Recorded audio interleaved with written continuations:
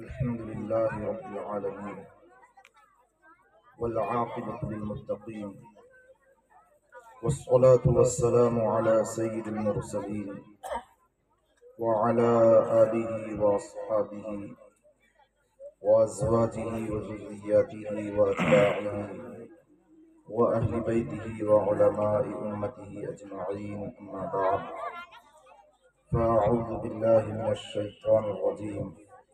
بسم الله الرحمن الرحيم. يا أيها الذين آمنوا توبوا إلى الله توبة نصوحا. صدق الله العلي العظيم وصدق رسوله النبي الكريم، ونحن على ذلك لمن الشاكرين والشاهدين، والحمد لله رب العالمين. قابل صد احترام اس پیج پر جلوہ افروز حضرات علماء کرام، دینی ایمانی بھائیوں اور پردہ نشین مائیں بہنیں، اللہ بزرگ و برتر کا انتہا فضل اور اس کا کرم ہے کہ اس رب ذوالجلال نے ہم تمام کو انتہائی مبارک نسبت پر مبارک مہینے میں جمع فرمایا ہے۔ اللہ رب العزت سے دعا کرتے ہیں کہ اللہ تعالیٰ اس مجلس کی لاج رکھتے ہوئے ہم تمام کو جنت الفردوس میں بھی جمع فرمائے۔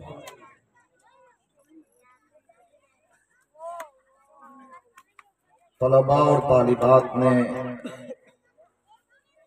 اچھا پروگرام پیش کیا، آوازیں کانوں میں آ رہی تھیں، پروگرام ہم سن رہے تھے،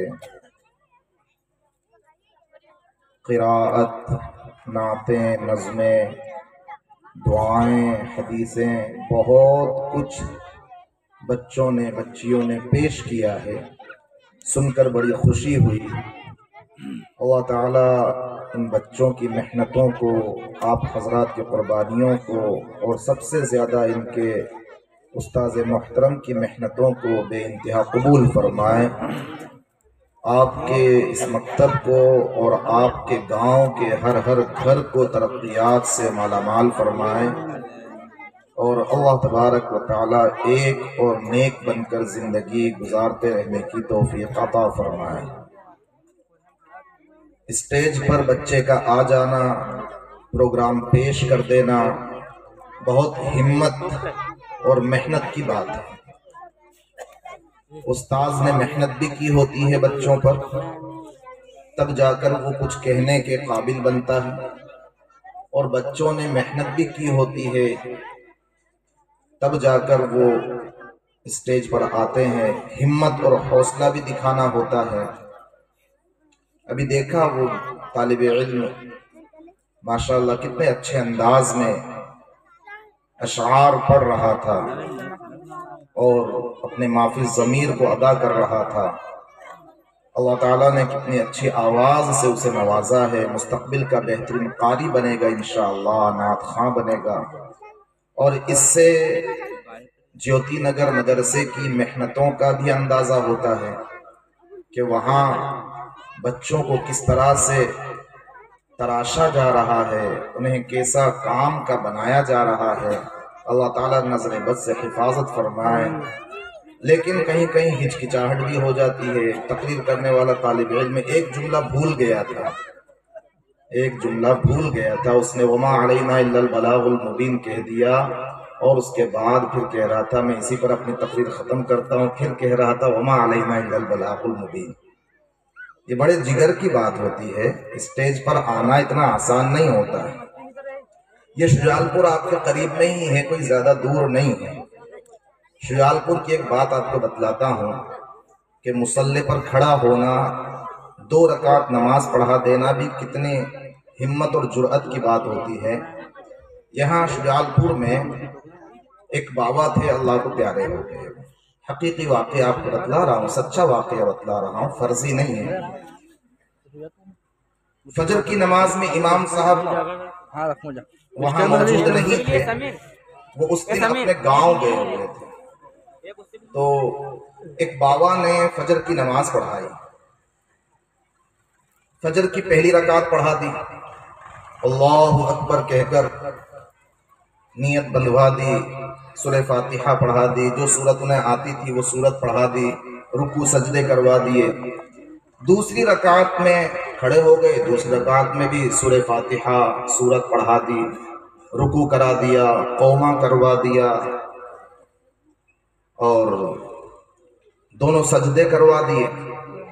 اب دوسری رکعت کا جو دوسرا سجدہ تھا وہ آخری سجدہ ہوتا ہے، اس کے بعد تو پھر قعدے میں بیٹھنا ہی ہوتا ہے نا۔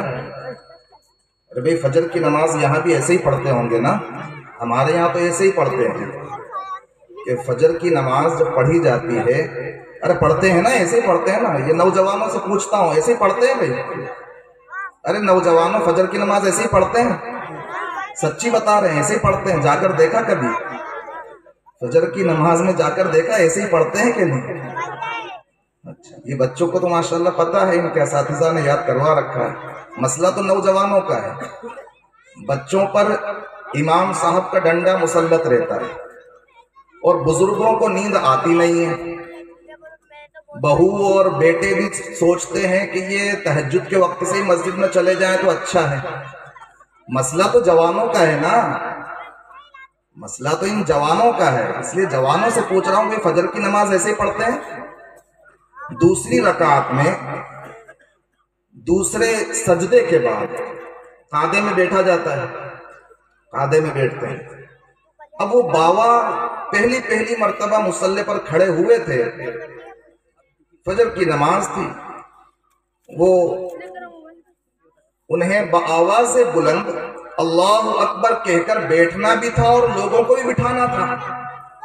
سجدے سے دوسرے سجدے سے اٹھنا تھا تو بلند آواز سے کہتا ہے امام اللہ اکبر، لیکن وہ بھول گئے کہ میں نماز پڑھا رہا ہوں یا نماز پڑھ رہا ہوں۔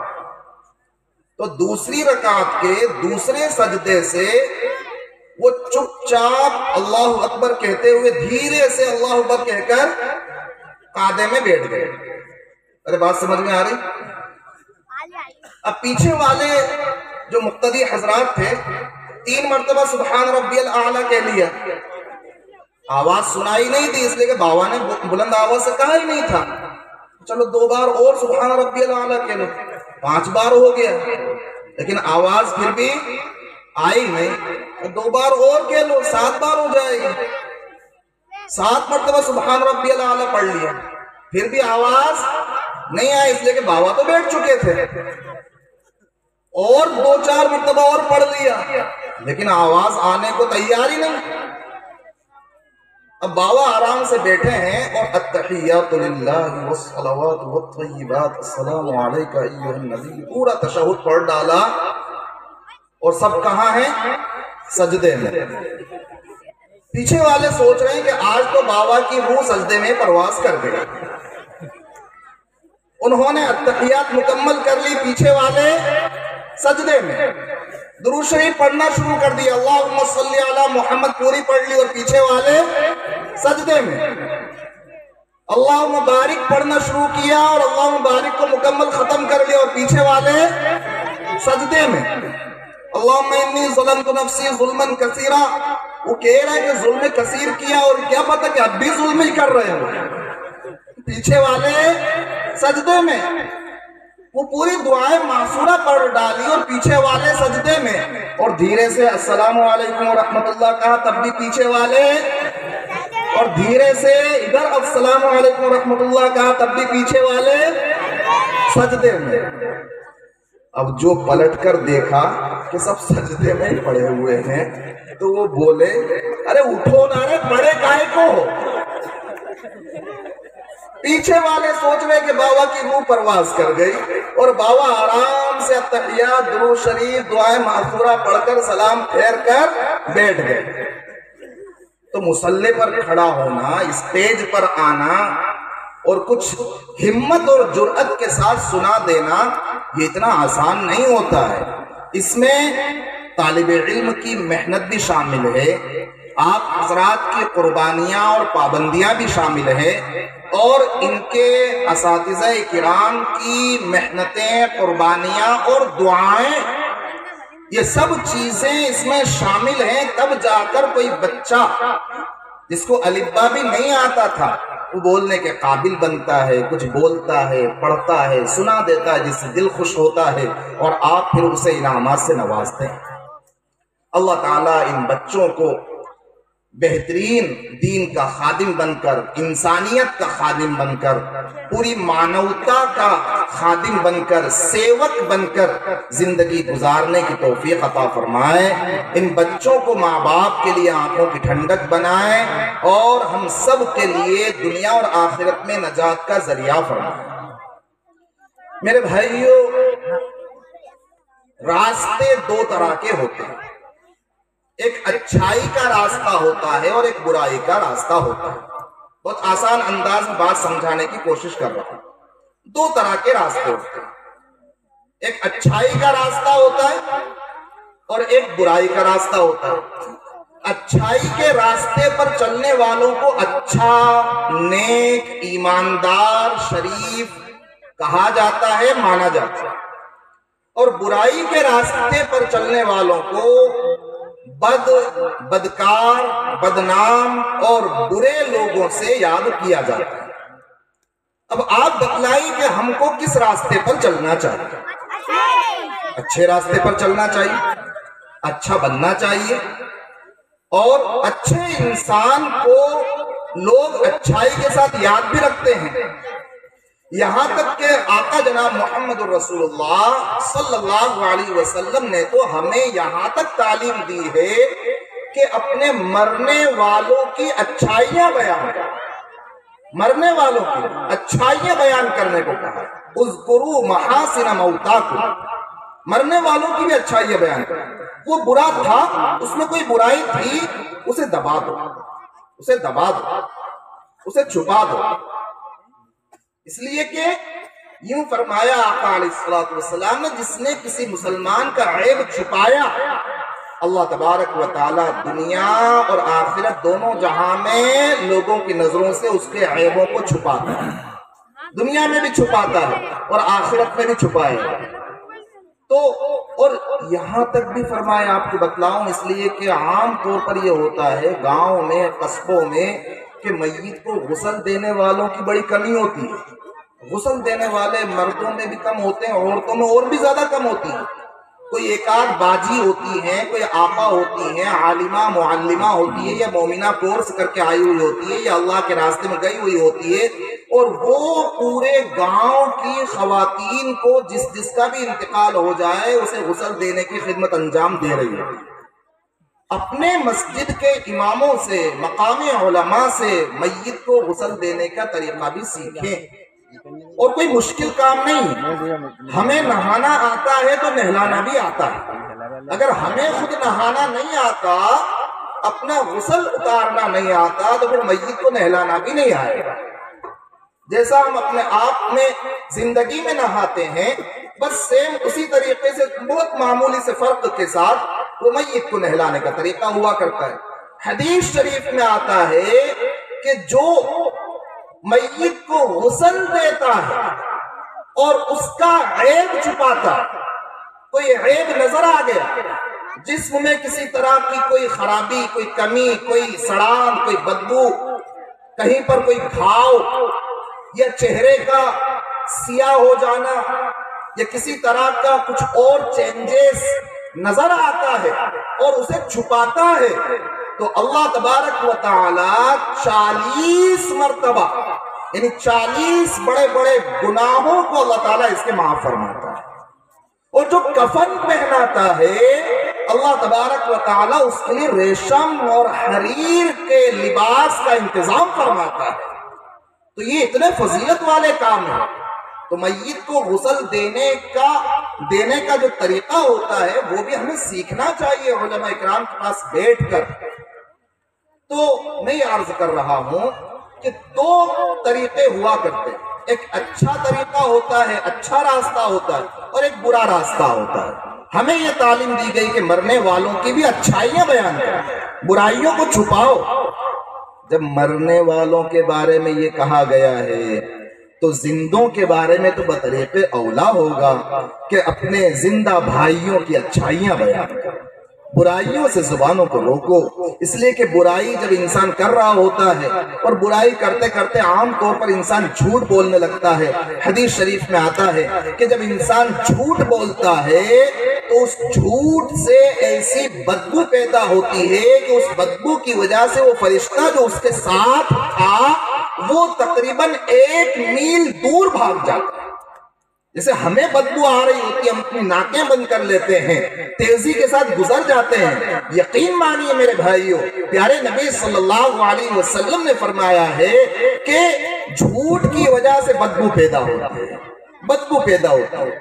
اس بدبو کا ہمیں احساس نہیں ہوتا لیکن فرشتوں کو احساس ہوتا ہے، اور اس بدبو کی وجہ سے وہ 1 میل دور بھاگ جاتے ہیں۔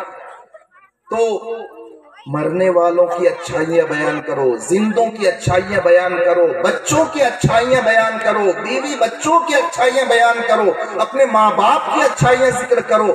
یہ کیا ہے کہ ہم نے برائیاں بیان کرنے کا گویا ٹھیکہ لے لیا ہے۔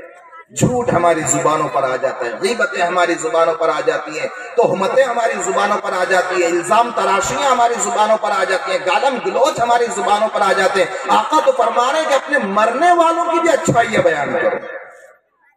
تم اللہ تبارک و تعالیٰ کی طرف سے گواہ ہو، تم جیسا بیان کرو گے ویسا اللہ فیصلہ کرے گا۔ تم اچھائیاں بیان کرو گے تو سنو کہ زبان خلق کو نقار خدا سمجھو۔ جب مخلوق اپنی زبان سے کسی کی اچھائیاں بیان کر رہی ہوتی ہے تو اللہ تبارک و تعالیٰ بھی اسے اچھا لکھوا دیتا ہے۔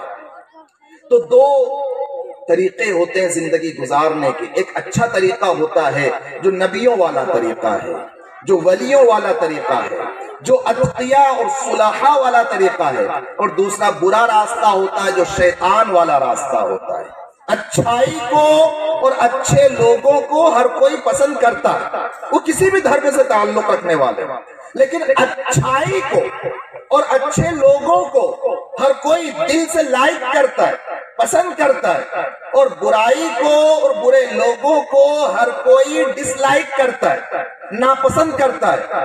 تو آج سب سے پہلے تو ہم یہ ارادہ کرتے ہیں کہ اچھے بن کر زندگی گزاریں گے انشاءاللہ، اور برائی سے مکمل طور پر بچیں گے انشاءاللہ۔ برائی کسے کہتے ہیں؟ گناہ کسے کہتے ہیں؟ پاپ کسے کہتے ہیں؟ جرم اور کرائم کسے کہتے ہیں؟ پہلے اس کی پریبھاشا آپ کو بتلاتے ہیں۔ جرم کسے کہتے ہیں؟ پاپ کسے کہتے ہیں؟ نمبر 1، اللہ تبارک و تعالیٰ کے حکم کے خلاف کام کرنا۔ اللہ تبارک و تعالیٰ کے حکم کے خلاف کام کرنا، اسے برائی کہا جاتا ہے۔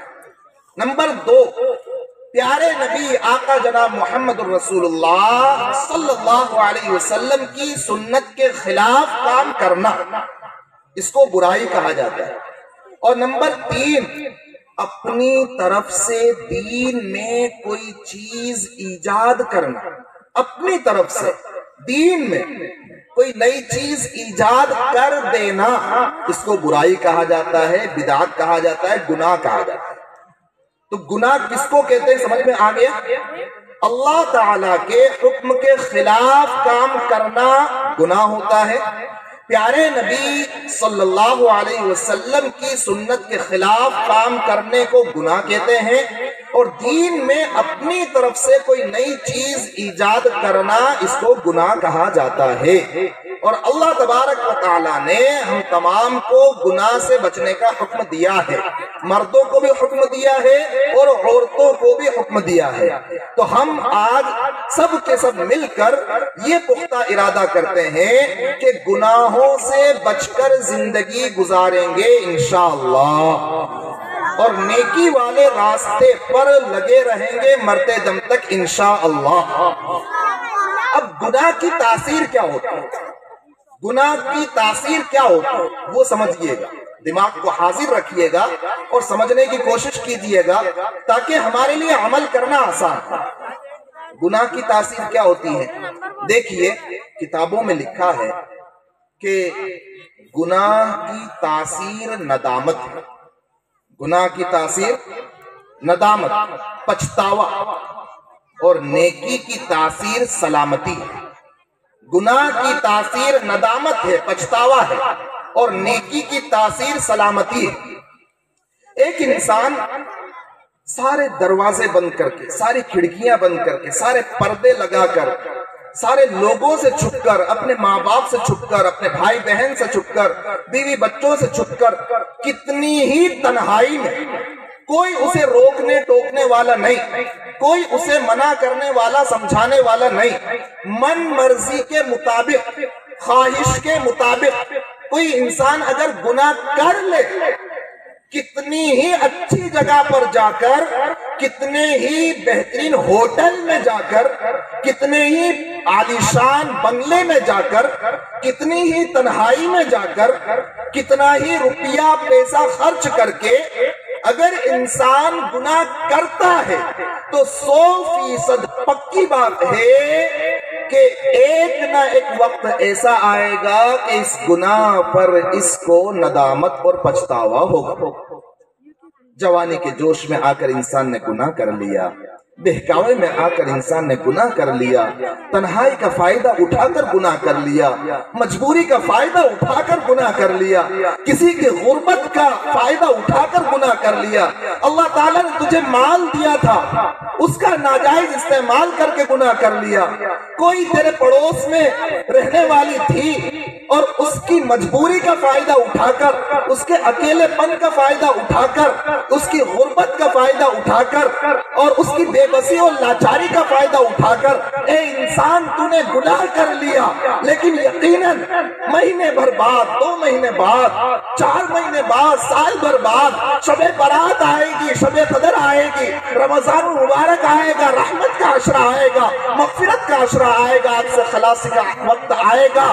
اللہ تبارک و تعالیٰ کی جانب سے کوئی نہ کوئی گھڑی ایسی نصیب ہوگی جس گھڑی میں تجھے اپنے آپ میں ندامت ہوگی، پچھتاوا آئے گا کہ میں نے اللہ کی دی ہوئی جوانی کا غلط استعمال کیا، میں نے اللہ کے دیے ہوئے مال کا غلط استعمال کیا، میں نے تنہائی کا غلط فائدہ اٹھایا۔ کوئی بیماری ایسی اللہ تعالیٰ دے گا جس بیماری میں جا کر تجھے احساس ہوگا کہ واقعتاً مجھ سے بڑی غلطی ہو گئی تھی۔ اللہ تعالیٰ مال چھین کر تجھے جھٹکا دے گا، کہیں کسی کے سامنے ذلیل کر کے جھٹکا دے گا کہ تو نے گناہ کر لیا تھا، تو نے اللہ کو ناراض کر دیا تھا، اللہ کی نافرمانی کر لی تھی۔ اے عورت، تو نے اپنے شوہر کو دھوکہ دے دیا تھا، اے بچی تو نے اپنے باپ کو دھوکہ دے دیا تھا، اے لڑکی تو نے اپنی ماں کی آنکھ میں دھول جھونک دی تھی۔ یہ اس کا نتیجہ ہے کہ تیرے اوپر کوئی ذلت، رسوائی چھانے لگی ہے، کوئی پریشانی آنے لگی ہے۔ اس لیے کہ حدیث پاک میں آقا علیہ السلام کا فرمان ہے کہ انسان کو اس گناہ کی وجہ سے رزق سے محروم کر دیا جاتا ہے جو گناہ وہ کرتا ہے۔ جو گناہ انسان کرتا ہے اس گناہ کی وجہ سے انسان کو رزق سے محروم کر دیا جاتا ہے، روزی سے محروم کر دیا جاتا ہے، اللہ کی عطا سے محروم کر دیا جاتا ہے۔ اور رزق کا مطلب صرف روٹی نہیں ہوتا کہ انسان کہے کہ میں تو گناہ بھی کرتا ہوں، خوب کھاتا بھی ہوں، میں تو گناہ بھی کرتا ہوں، خوب اچھے مکان میں رہتا بھی ہوں۔ او میرے بھائیو، رزق عربی زبان کا لفظ ہے، اور رزق کا ترجمہ ہوتا ہے اللہ کی عطا، اللہ کی بخشش، اللہ کی دین۔ اللہ تبارک و تعالیٰ کے گھر میں جا کر اللہ سے ہم کلامی کرنا، نمازیں پڑھنا، نمازوں کی توفیق ملنا، یہ بھی رزق ہے۔ اللہ تبارک و تعالیٰ کے سامنے اپنی پیشانی اور ناک کو رگڑنا، سجدے کی توفیق کا ملنا، یہ بھی رزق ہے۔ اللہ کے سامنے ہاتھوں کو اٹھانا اور اللہ کے سامنے اپنی آنکھوں سے آنسو بہانا، یہ بھی رزق ہے۔ انسان گناہ کرتا ہے، کبھی تو اس سے لقمے چھین لیے جاتے ہیں، کبھی اس سے روپیہ پیسہ چھین لیا جاتا ہے، اور کبھی اس سے سجدوں کی توفیق چھین لی جاتی ہے، کبھی عبادتوں کی لذتیں چھین لی جاتی ہے، کبھی دعاؤں کی حلاوت اور گریہ وساری چھین لی جاتی ہے۔ مہینہ مہینہ گزر گیا ہوتا ہے، اللہ نے اپنے دربار میں بلایا نہیں ہوتا ہے۔ ہمیں جس سے محبت ہوتی ہے ہم اسے اپنے گھر میں بلاتے ہیں، آپ لوگوں کو مجھ سے محبت تھی، آپ نے مجھے اپنے گاؤں میں بلایا، مجھے آپ سے محبت پیدا ہوئی، میں آپ کے گاؤں میں آیا، کسی کو محبت تھی اس نے اپنے گھر میں بلایا، دسترخوان پر بٹھایا، بہت عزت ادب اور احترام کے ساتھ کھانا کھلایا۔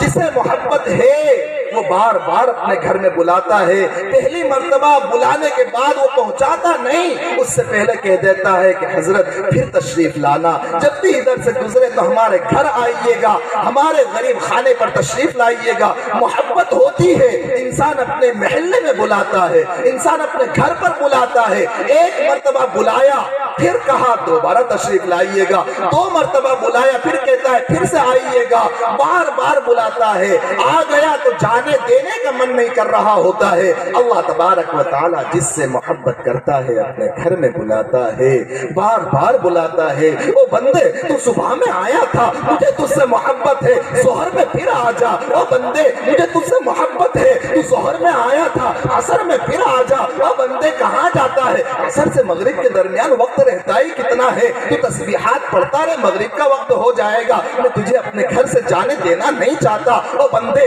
مغرب پڑھ کر تو گھر گیا، عشاء پڑھنے کے لیے پھر آ جا، عشاء کے بعد پھر ذرا دیر بیٹھ جا، ذرا تلاوت کر لے، تعلیم کر لے، ذرا ذکر کر لے، دعائیں کر لے۔ یہ کیا ہو رہا ہے؟ اللہ تبارک و تعالیٰ کو اس بندے سے محبت اتنی ہے کہ اللہ تعالیٰ بار بار بار بار بار بار اسے اپنے گھر میں بلا رہا ہے۔ جس بندی سے محبت ہوتی ہے اللہ تبارک و تعالیٰ اس بندی کو فجر میں، تہجد میں اپنے سامنے مصلی پر کھڑا کرتا ہے اور نماز میں مشغول کرتا ہے، دعاؤں میں مشغول کرتا ہے، پھر اشراق میں، فجر میں پھر اللہ تعالیٰ اپنے مصلی پر بلا لیتا ہے، اور محبت ہوتی ہے تلاوت کی توفیق دے دیتا ہے، پھر ظہر میں بلا لیا، پھر عصر میں بلا لیا، مغرب میں بلا لیا، عشاء میں بلا لیا، قرآن کی تلاوت کی توفیق دے دی، دعاؤں کی توفیق دے دی۔ یہ اللہ تبارک و تعالیٰ کو جن بندوں سے، بندیوں سے محبت ہوتی ہے، اللہ تبارک و تعالیٰ انہیں اپنے در پر، اپنے گھر پر بار بار بلاتا ہے، بار بار بلاتا ہے۔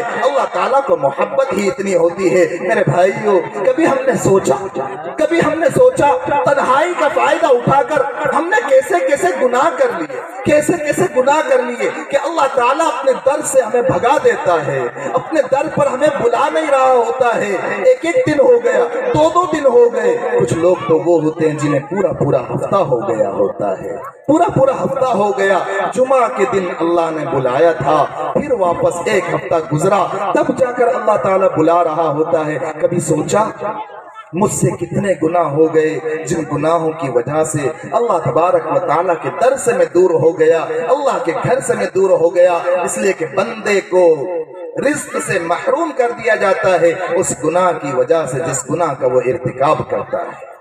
تو آج سے ہم پختہ ارادہ کرتے ہیں کہ گناہوں والی زندگی نہیں گزاریں گے انشاءاللہ، نیکی والی زندگی گزاریں گے انشاءاللہ۔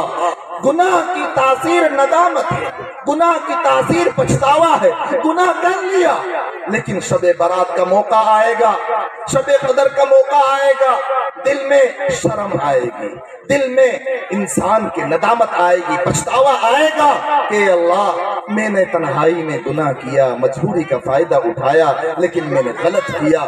گناہ انسان کتنی ہی کامیابی کے ساتھ کر لے، لیکن بہرحال گناہ کی تاثیر ندامت، گناہ کی تاثیر ندامت، اور نیکی کی تاثیر سلامتی ہے، نیکی کی تاثیر سلامتی ہے۔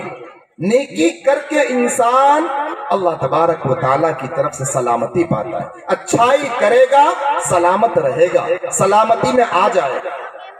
حضرات مشائخ نے بڑی اچھی مثال دی، دیکھو گناہ کی مثال جو دی ہے وہ ایسی دی ہے کہ ایسا سمجھو جیسے بھئی آپ کاشتکار لوگ ہیں، میں نے معلوم کیا کہ بھئی سبھی لوگ کاشتکار ہیں، تو میں آپ کے مطابق بات کرنے کی کوشش کر رہا ہوں۔ بچھو آپ نے دیکھا، چھوٹے چھوٹے بچھو بھی ہوتے ہیں، بڑے بڑے بچھو بھی ہوتے ہیں، ہر طرح کے بچھو ہوتے ہیں۔ کوئی بھی عقل مند سمجھدار انسان پیپلیا کا ایسا ہوگا جو بچھو کو ہاتھ میں پکڑے؟ ارے بھئی یہاں پر ایسا ہے کوئی انسان، ایسا کوئی سمجھدار؟ پاگلوں کی بات میں نہیں کرتا، لیکن سمجھدار لوگ یہاں تو ماشاءاللہ سمجھدار لوگ ہی رہتے ہیں۔ تو پیپلیا کے اندر کوئی ایسا انسان ہے جو بچھو کو اپنے ہاتھ میں رکھتا ہو، پکڑتا ہو کہ نہیں بچھو اچھی چیز ہے، बड़ा प्यारा जानवर है, बहुत अच्छा डंक मारता है, ऐसा कोई है नहीं। बिच्छू बड़ा हो या छोटा, कोई भी उसको अपने हाथ में लेना पसंद नहीं करता कि भाई बिच्छू अगर बड़ा है तो भी उसमें जहर है और बिच्छू अगर छोटा है तो भी उसमें जहर होता है। यही हाल गुनाह का होता है कि गुनाह बिच्छू की तरह है। जैसे बिच्छू में जहर होता है ऐसे ही गुनाह में नदामत होती है। गुनाह बड़ा हो तो भी उसकी तासीर नदामत है और गुनाह छोटा हो तो भी उसकी तासीर नदामत है। या जैसे माएं बहनें बैठी हैं, उनके एतबार से एक मिसाल पेश करूं कि गुनाह की मिसाल ऐसी समझे जैसे आग का अंगारा। कोई भी माँ बहन बेटी जो समझदार हो, अक्लमंद हो, बल्कि जो पागल होते हैं ना वो भी इतना तो समझते हैं कि मैं गाड़ी के सामने जाऊंगा तो गाड़ी मुझे कुचल देगी, मैं मर जाऊंगा। इतनी समझ तो उनमें भी होती है। कोई भी माँ बहन अंगारे को, छोटा अंगारा हो या बड़ा अंगारा हो, उसको अपने हाथ में नहीं लिया करती, बल्कि जब वो रोटियां पका रही होती हैं और रोटियां बेलने के बाद तवे में सिकाई करने के बाद, इसलिए कि ये तो काश्तकारों का इलाका है, ये तो पथेली में आता है, तो ये काश्तकारों का इलाका है, तो काश्तकारों के यहाँ पर तो गैस का इतना रिवाज नहीं होता और होना भी नहीं चाहिए, इसलिए कि गैस की रोटियों में वो जायका आता भी नहीं है जो चूल्हे की रोटियों में जायका आता है। तो वो चूल्हे पर जब उनको तवे में रोटी को सेक लिया गया तो तवे में सेकने के बाद उसके बाद फिर नीचे अंगारों में रोटियों को सेका जाता है। और खास तौर पर अगर वो ज्वार की रोटी हो, मकई की रोटी हो, फिर तो उनको अंगारे पर सेकना फर्ज और वाजिब के दर्जे में होता है। तो रोटी को जब अंगारे में सेका जा रहा होता है तो कोई भी माँ बहन अंगारे को हाथ में नहीं लेती है, बल्कि छोटा सा टुकड़ा अगर रोटी में चिपक गया तो उसको भी वहीं पर नीचे गिरा देती है, जरा सा हाथ में उंगली में लगा और फौरन उंगली को दूर करती हैं। अंगारा बड़ा हो या छोटा उसमें जलाने की तासीर होती है। गुनाह भी ऐसा ही है मेरी माओ बहनों कि गुनाह में भी जलाने की तासीर होती है। यहाँ चूल्हे का छोटा सा अंगारा हमारा हाथ बर्दाश्त नहीं कर पाता, वहां जहन्नम के बड़े बड़े अंगारे हम कैसे बर्दाश्त कर पाएंगे?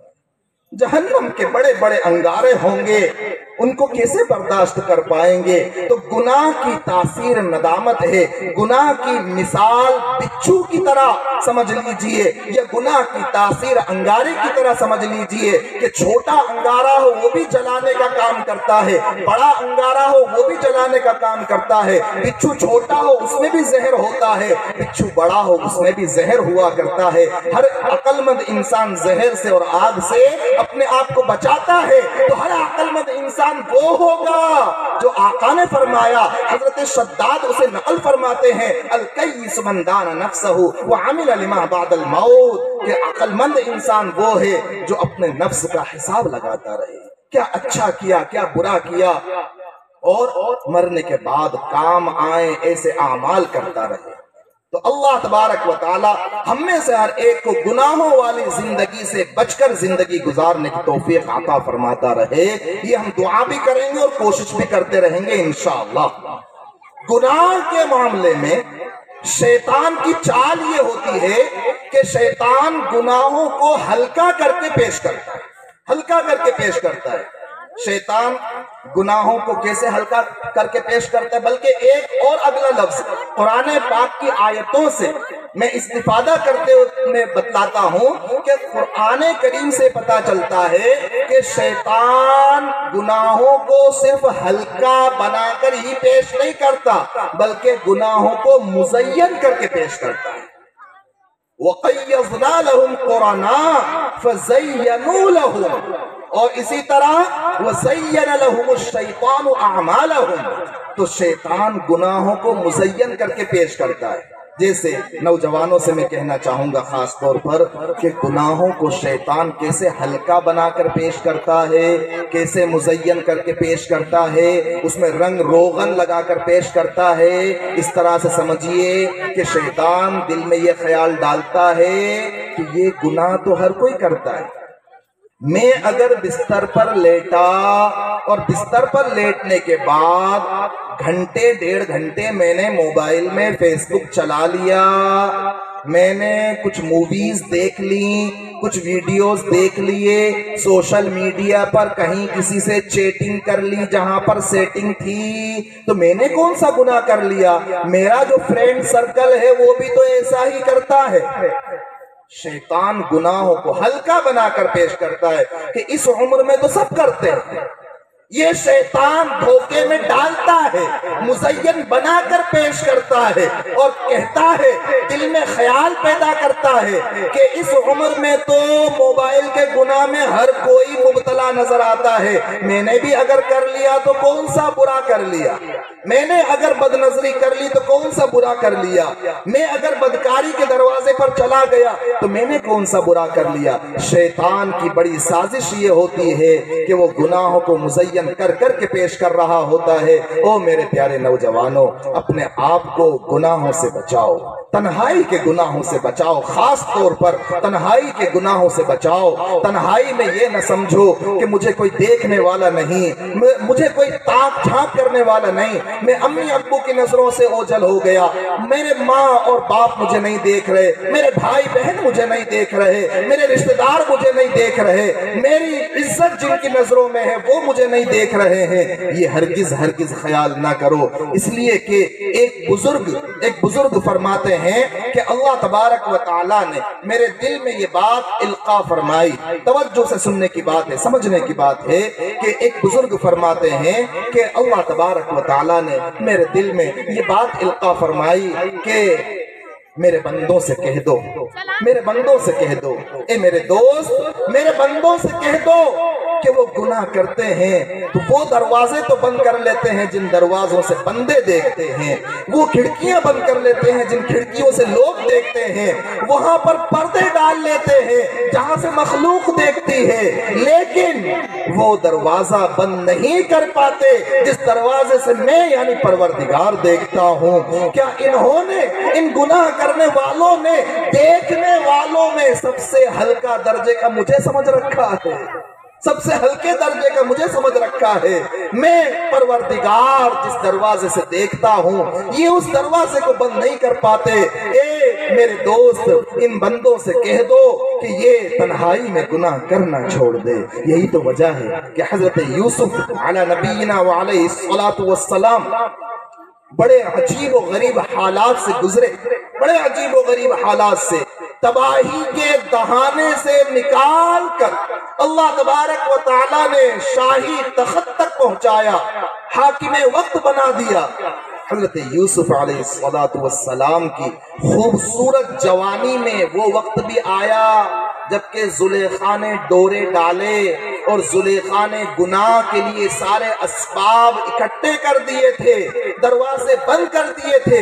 اس موقع پر جبکہ زلیخا نے حضرت یوسف علیہ السلام کو تنہائی میں گناہ کے لیے آمادہ کرنا چاہا، اکسانا چاہا، اس موقع پر زلیخا جن بتوں کی پرستش کرتی تھی ان بتوں پر اس نے پردہ ڈالا۔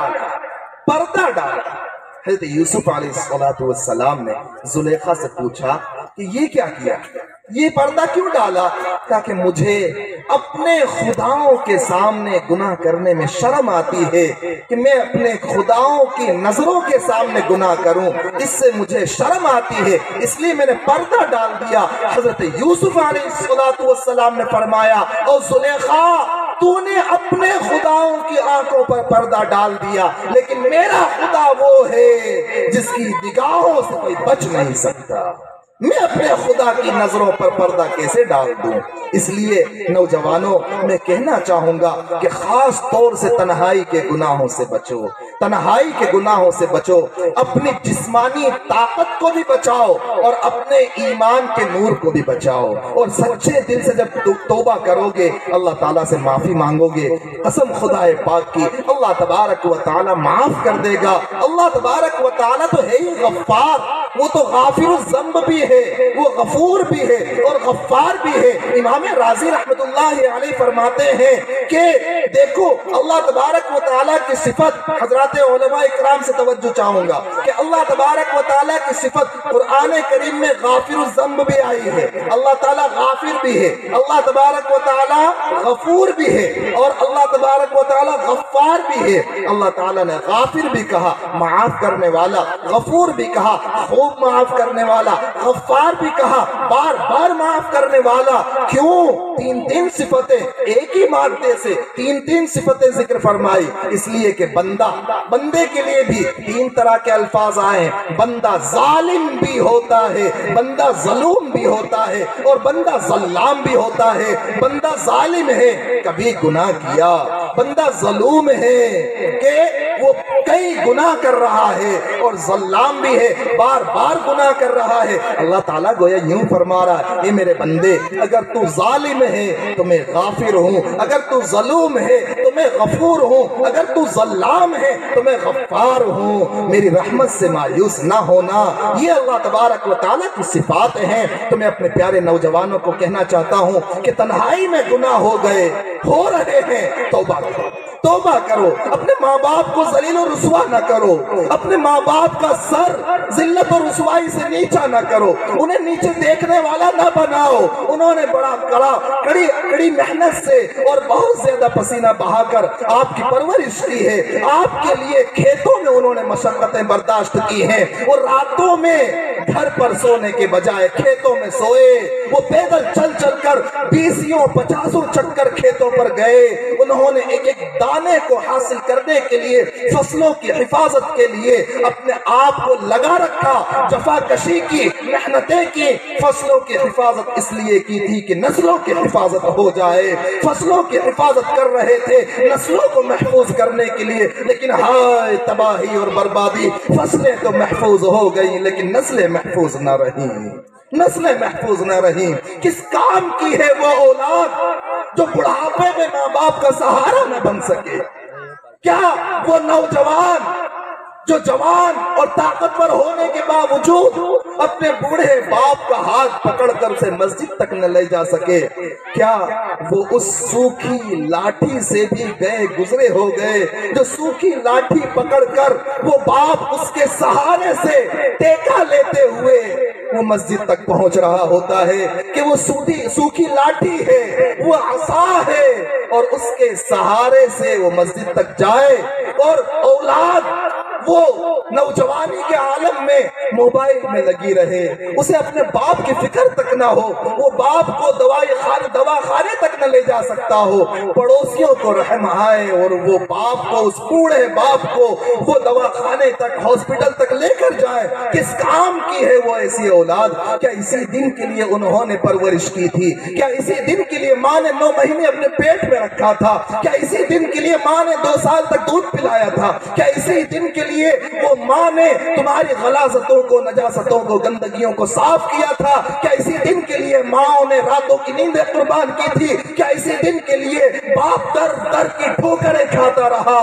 کہیں یہاں اس نے مزدوری کی، کہیں وہاں کسی کے کھیت کو اس نے اجرت پر لیا، کسی کے کھیت میں وہ حالی رہا، کسی کے یہاں مزدور رہا۔ کیا اسی دن کے لیے تم کو پڑھایا تھا، لکھایا تھا، سمجھایا تھا، بنانے کی کوششیں کی تھی؟ اے نوجوانوں، اپنی جوانی پر ترس کھاؤ، نوجوان بچیوں اپنی جوانی پر ترس کھاؤ اور ناجائز تعلقات سے اپنے آپ کو بچاؤ، تنہائی کے گناہوں سے اپنے آپ کو بچاؤ۔ قسم خدائے پاک کی، تنہائی میں گناہ ہو گئے، توبہ کر لو، توبہ کر لو، اللہ کا در کھلا ہوا ہے۔ اللہ تبارک و تعالی اپنا توبہ کا ہاتھ پھیلاتا ہے تاکہ گنہگار بندہ، گنہگار بندی وہ توبہ کر لے۔ اللہ تعالیٰ توبہ کرنے کے لیے توبہ کے دروازے کو کھولے ہوئے ہیں، جب تک کہ روح حلق تک نہ آ جائے تب تک اللہ تعالیٰ نے توبہ کا دروازہ کھلا رکھا ہے۔ او میرے پیارے نوجوانوں، میں حافظ ابن کثیر رحمت اللہ علیہ کی بات آپ کو سناؤں۔ تفسیر ابن کثیر میں حافظ ابن کثیر رحمت اللہ علیہ نے حضرت عبداللہ ابن عمر رضی اللہ تعالی عنہما سے، عبداللہ خود بھی صحابی ہیں، عمر بھی صحابی ہیں، اور یہ دونوں کے دونوں باپ بیٹے صحابی ہیں۔ عمر جلیل القدر صحابی ایسے صحابی کے جس راستے پر گزرے شیطان اپنا راستہ بدل لے. آقا فرمائے میرے بعد کوئی نبی ہوتا تو عمر ہوتا. عبداللہ بھی صحابی, عمر بھی صحابی. یہ عبداللہ ابن عمر فرماتے ہیں میں نے ایک مرتبہ نہیں, 2 مرتبہ نہیں, 3 مرتبہ نہیں, 4 مرتبہ نہیں, 7 مرتبہ نہیں, اس سے بھی زیادہ اللہ کے نبی صلی اللہ تعالی علیہ وسلم کو یہ فرماتے ہوئے سنا جو میں آگے سنانے جا رہا ہوں. 7 مرتبہ سے بھی زیادہ, 7 مرتبہ سے بھی زیادہ میں نے اللہ کے نبی کو فرماتے ہوئے سنا. کیا سنا؟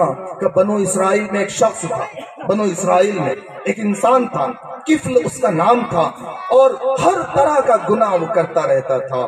کوئی گناہ کا موقع اسے چھوٹا نہیں کرتا تھا. ہر کسی کو وہ اپنی ہوس کا شکار بنایا کرتا تھا. میں اپنی بچیوں کو بھی کہنا چاہوں گا, بچیوں پردوں کا اہتمام کرو. بھارت کی جو سنسکرتی ہے وہ پردہ ہے, بھارت کی سنسکرتی پردہ ہے. کیا ہمارے مسلمان بھائی اور کیا ہمارے غیر مسلم بھائی سبھی کے یہاں پر پردے کا اہتمام رہا ہے. بے پردگی یہ بھارت کی سنسکرتی نہیں ہے, یہ انڈین کلچر نہیں ہے, یہ ویسٹرن کلچر ہے. اور انسان جیسوں کا کلچر اپنائے گا, جیسوں کی تہذیب اپنائے گا, پھر ویسے اثرات اس میں آنا شروع ہو جائیں گے. یقیناً جب ویسٹرن کلچر ہمارے بھارت میں آنے لگا, پھر وہاں کی جو بدکاریاں, بے حیائیاں, بے غیرتیاں, ماں باپ کے ساتھ ظلم و ستم, ماں باپ کو اولڈ ایج ہوم میں ڈالنا, وردھاشرم میں ڈالنا, یہ بھارت میں بھی آنے لگا. بلکہ ایک عالم دین گجرات کا واقعہ ذکر کرنے لگے, گجرات کا وہ بتانے لگے کہ ایک مسلمان ساتھی میرے پاس آئے اور آ کر کہنے لگے کہ مولانا صاحب میں وردھاشرم بنانا چاہتا ہوں, بوڑھے لوگوں کو جہاں رکھا جاتا ہے اس کو وردھا آشرم کہا جاتا ہے, تو میں وہ بنانا چاہتا ہوں. وہاں پر اپنے گاؤں کے اور اپنے شہر کے اور اپنے ضلع کے جتنے بھی بوڑھے لوگ ہوں, ایسے لوگ جنہیں ان کی اولاد نے اپنے گھروں سے نکال دیا ہو. آپ کتنی محنتوں سے گھر بنا رہے ہوتے ہیں, کتنی محنتوں سے کھیتیاں کر کے گھر تیار کر کے بیٹے کے لیے, بہو کے لیے کمروں پر کمرے اور ہال پر ہال تیار کر رہے ہوتے ہیں. اور زمانہ یہ آ رہا ہے, ماحول یہ بگڑ رہا ہے ویسٹرن کلچر کے نتیجے میں کہ ماں باپ جب بوڑھے ہو گئے انہیں اپنے ہی گھر سے دھکے دے کر وردھاشرم میں پھینک دیا جا رہا ہے. تو وہ عالم دین بتلانے لگے کہ ایک مسلمان ساتھی میرے پاس آئے اور آ کر کہنے لگے مولانا صاحب میں ایک وردھاشرم بنانا چاہتا ہوں جہاں پر بوڑھوں کو رکھا جا سکے. تو وہ عالم فرمانے لگے کہ میں نے پوچھا ان سے کہ اس کی کیا ضرورت ہے, اسلام نے تو ماں باپ کو پالنے, ماں باپ کے ساتھ حسن سلوک کرنے, ماں باپ کی خدمت کرنے پر بہت ابھارا ہے. اور قرآن کریم کا آپ مطالعہ اگر کریں تو اس نتیجے پر پہنچیں گے کہ قرآن کریم میں 20 مقامات ایسے ہیں جہاں اللہ تعالیٰ نے اپنی عبادت کو ذکر کرنے کے فوراً بعد ماں باپ کے ساتھ حسن سلوک کو ذکر کیا ہے. ایک اللہ کی عبادت کرو اور ماں باپ کے ساتھ اچھا سلوک کرو, اللہ کی عبادت کرو اس کے ساتھ شرک نہ کرو اور ماں باپ کے ساتھ اچھا سلوک کرو. 20 مقامات پر ایسا ذکر کیا ہے, تو تمہیں اولڈ ایج ہوم بنانے کی ضرورت کیا ہے؟ وہ کہنے لگے کہ مولانا صاحب بات یہ ہے کہ میں فلاں جگہ پر گیا تھا, وہ وردھا آشرم ہے وہاں پر, تو وہاں پر 3-4 مسلمان بوڑھے لوگ ہیں اور 3-4 مسلمان بوڑھی عورتیں ہیں.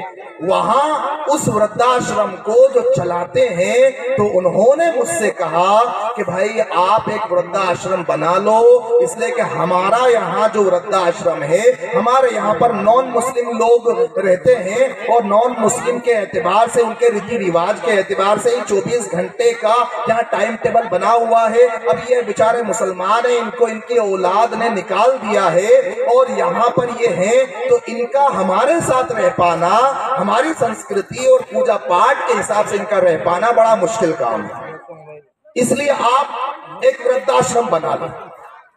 تو میرے بھائی یہ سوچنے کی بات یہ ہے کہ ہمارے نوجوانوں کو یہ کیا ہوتا چلا جا رہا ہے, یہ کیا ہوتا چلا جا رہا ہے کہ ماں باپ جنہوں نے اتنی مشقتوں کے ساتھ اپنی اولاد کو پالا پوسا ہوتا ہے, وہی اپنی اولاد کو گھر سے باہر نکالنے کو تیار. بلکہ آپ کو امریکہ کا ایک کیس سناؤں جس پر آپ کو بہت تعجب ہوگا۔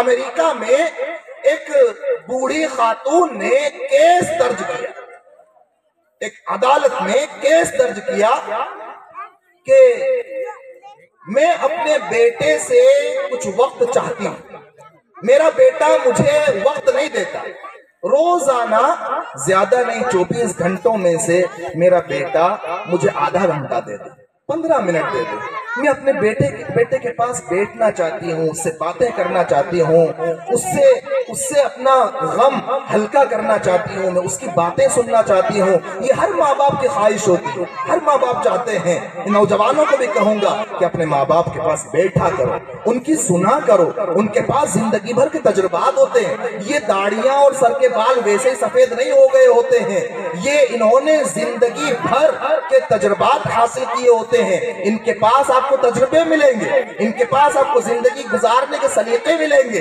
تو وہ ماں نے کیس دائر کیا کہ جج صاحب میں اپنے بیٹے کا کچھ وقت چاہتی ہوں کہ میرا بیٹا روزانہ مجھے زیادہ نہیں تو 15 منٹ دے دیا کرے۔ اس نے ایک کتا پالا ہوا، سنیے گا، اس نے ایک کتا پالا ہے، اس کتے کو روزانہ یہ 4 گھنٹے دیتا ہے۔ کتا اس نے پالا ہے، اس کتے کو روزانہ یہ 4 گھنٹے دیتا ہے۔ میں یہ نہیں کہتی کہ کتے کو ٹائم نہ دے، کتے کو ٹائم دینا ہے تو دے، لیکن باقی جو 20 گھنٹے بچتے ہیں ان 20 گھنٹوں میں سے 20 منٹ 15 منٹ مجھے دے دیں۔ میں یہ چاہتی ہوں۔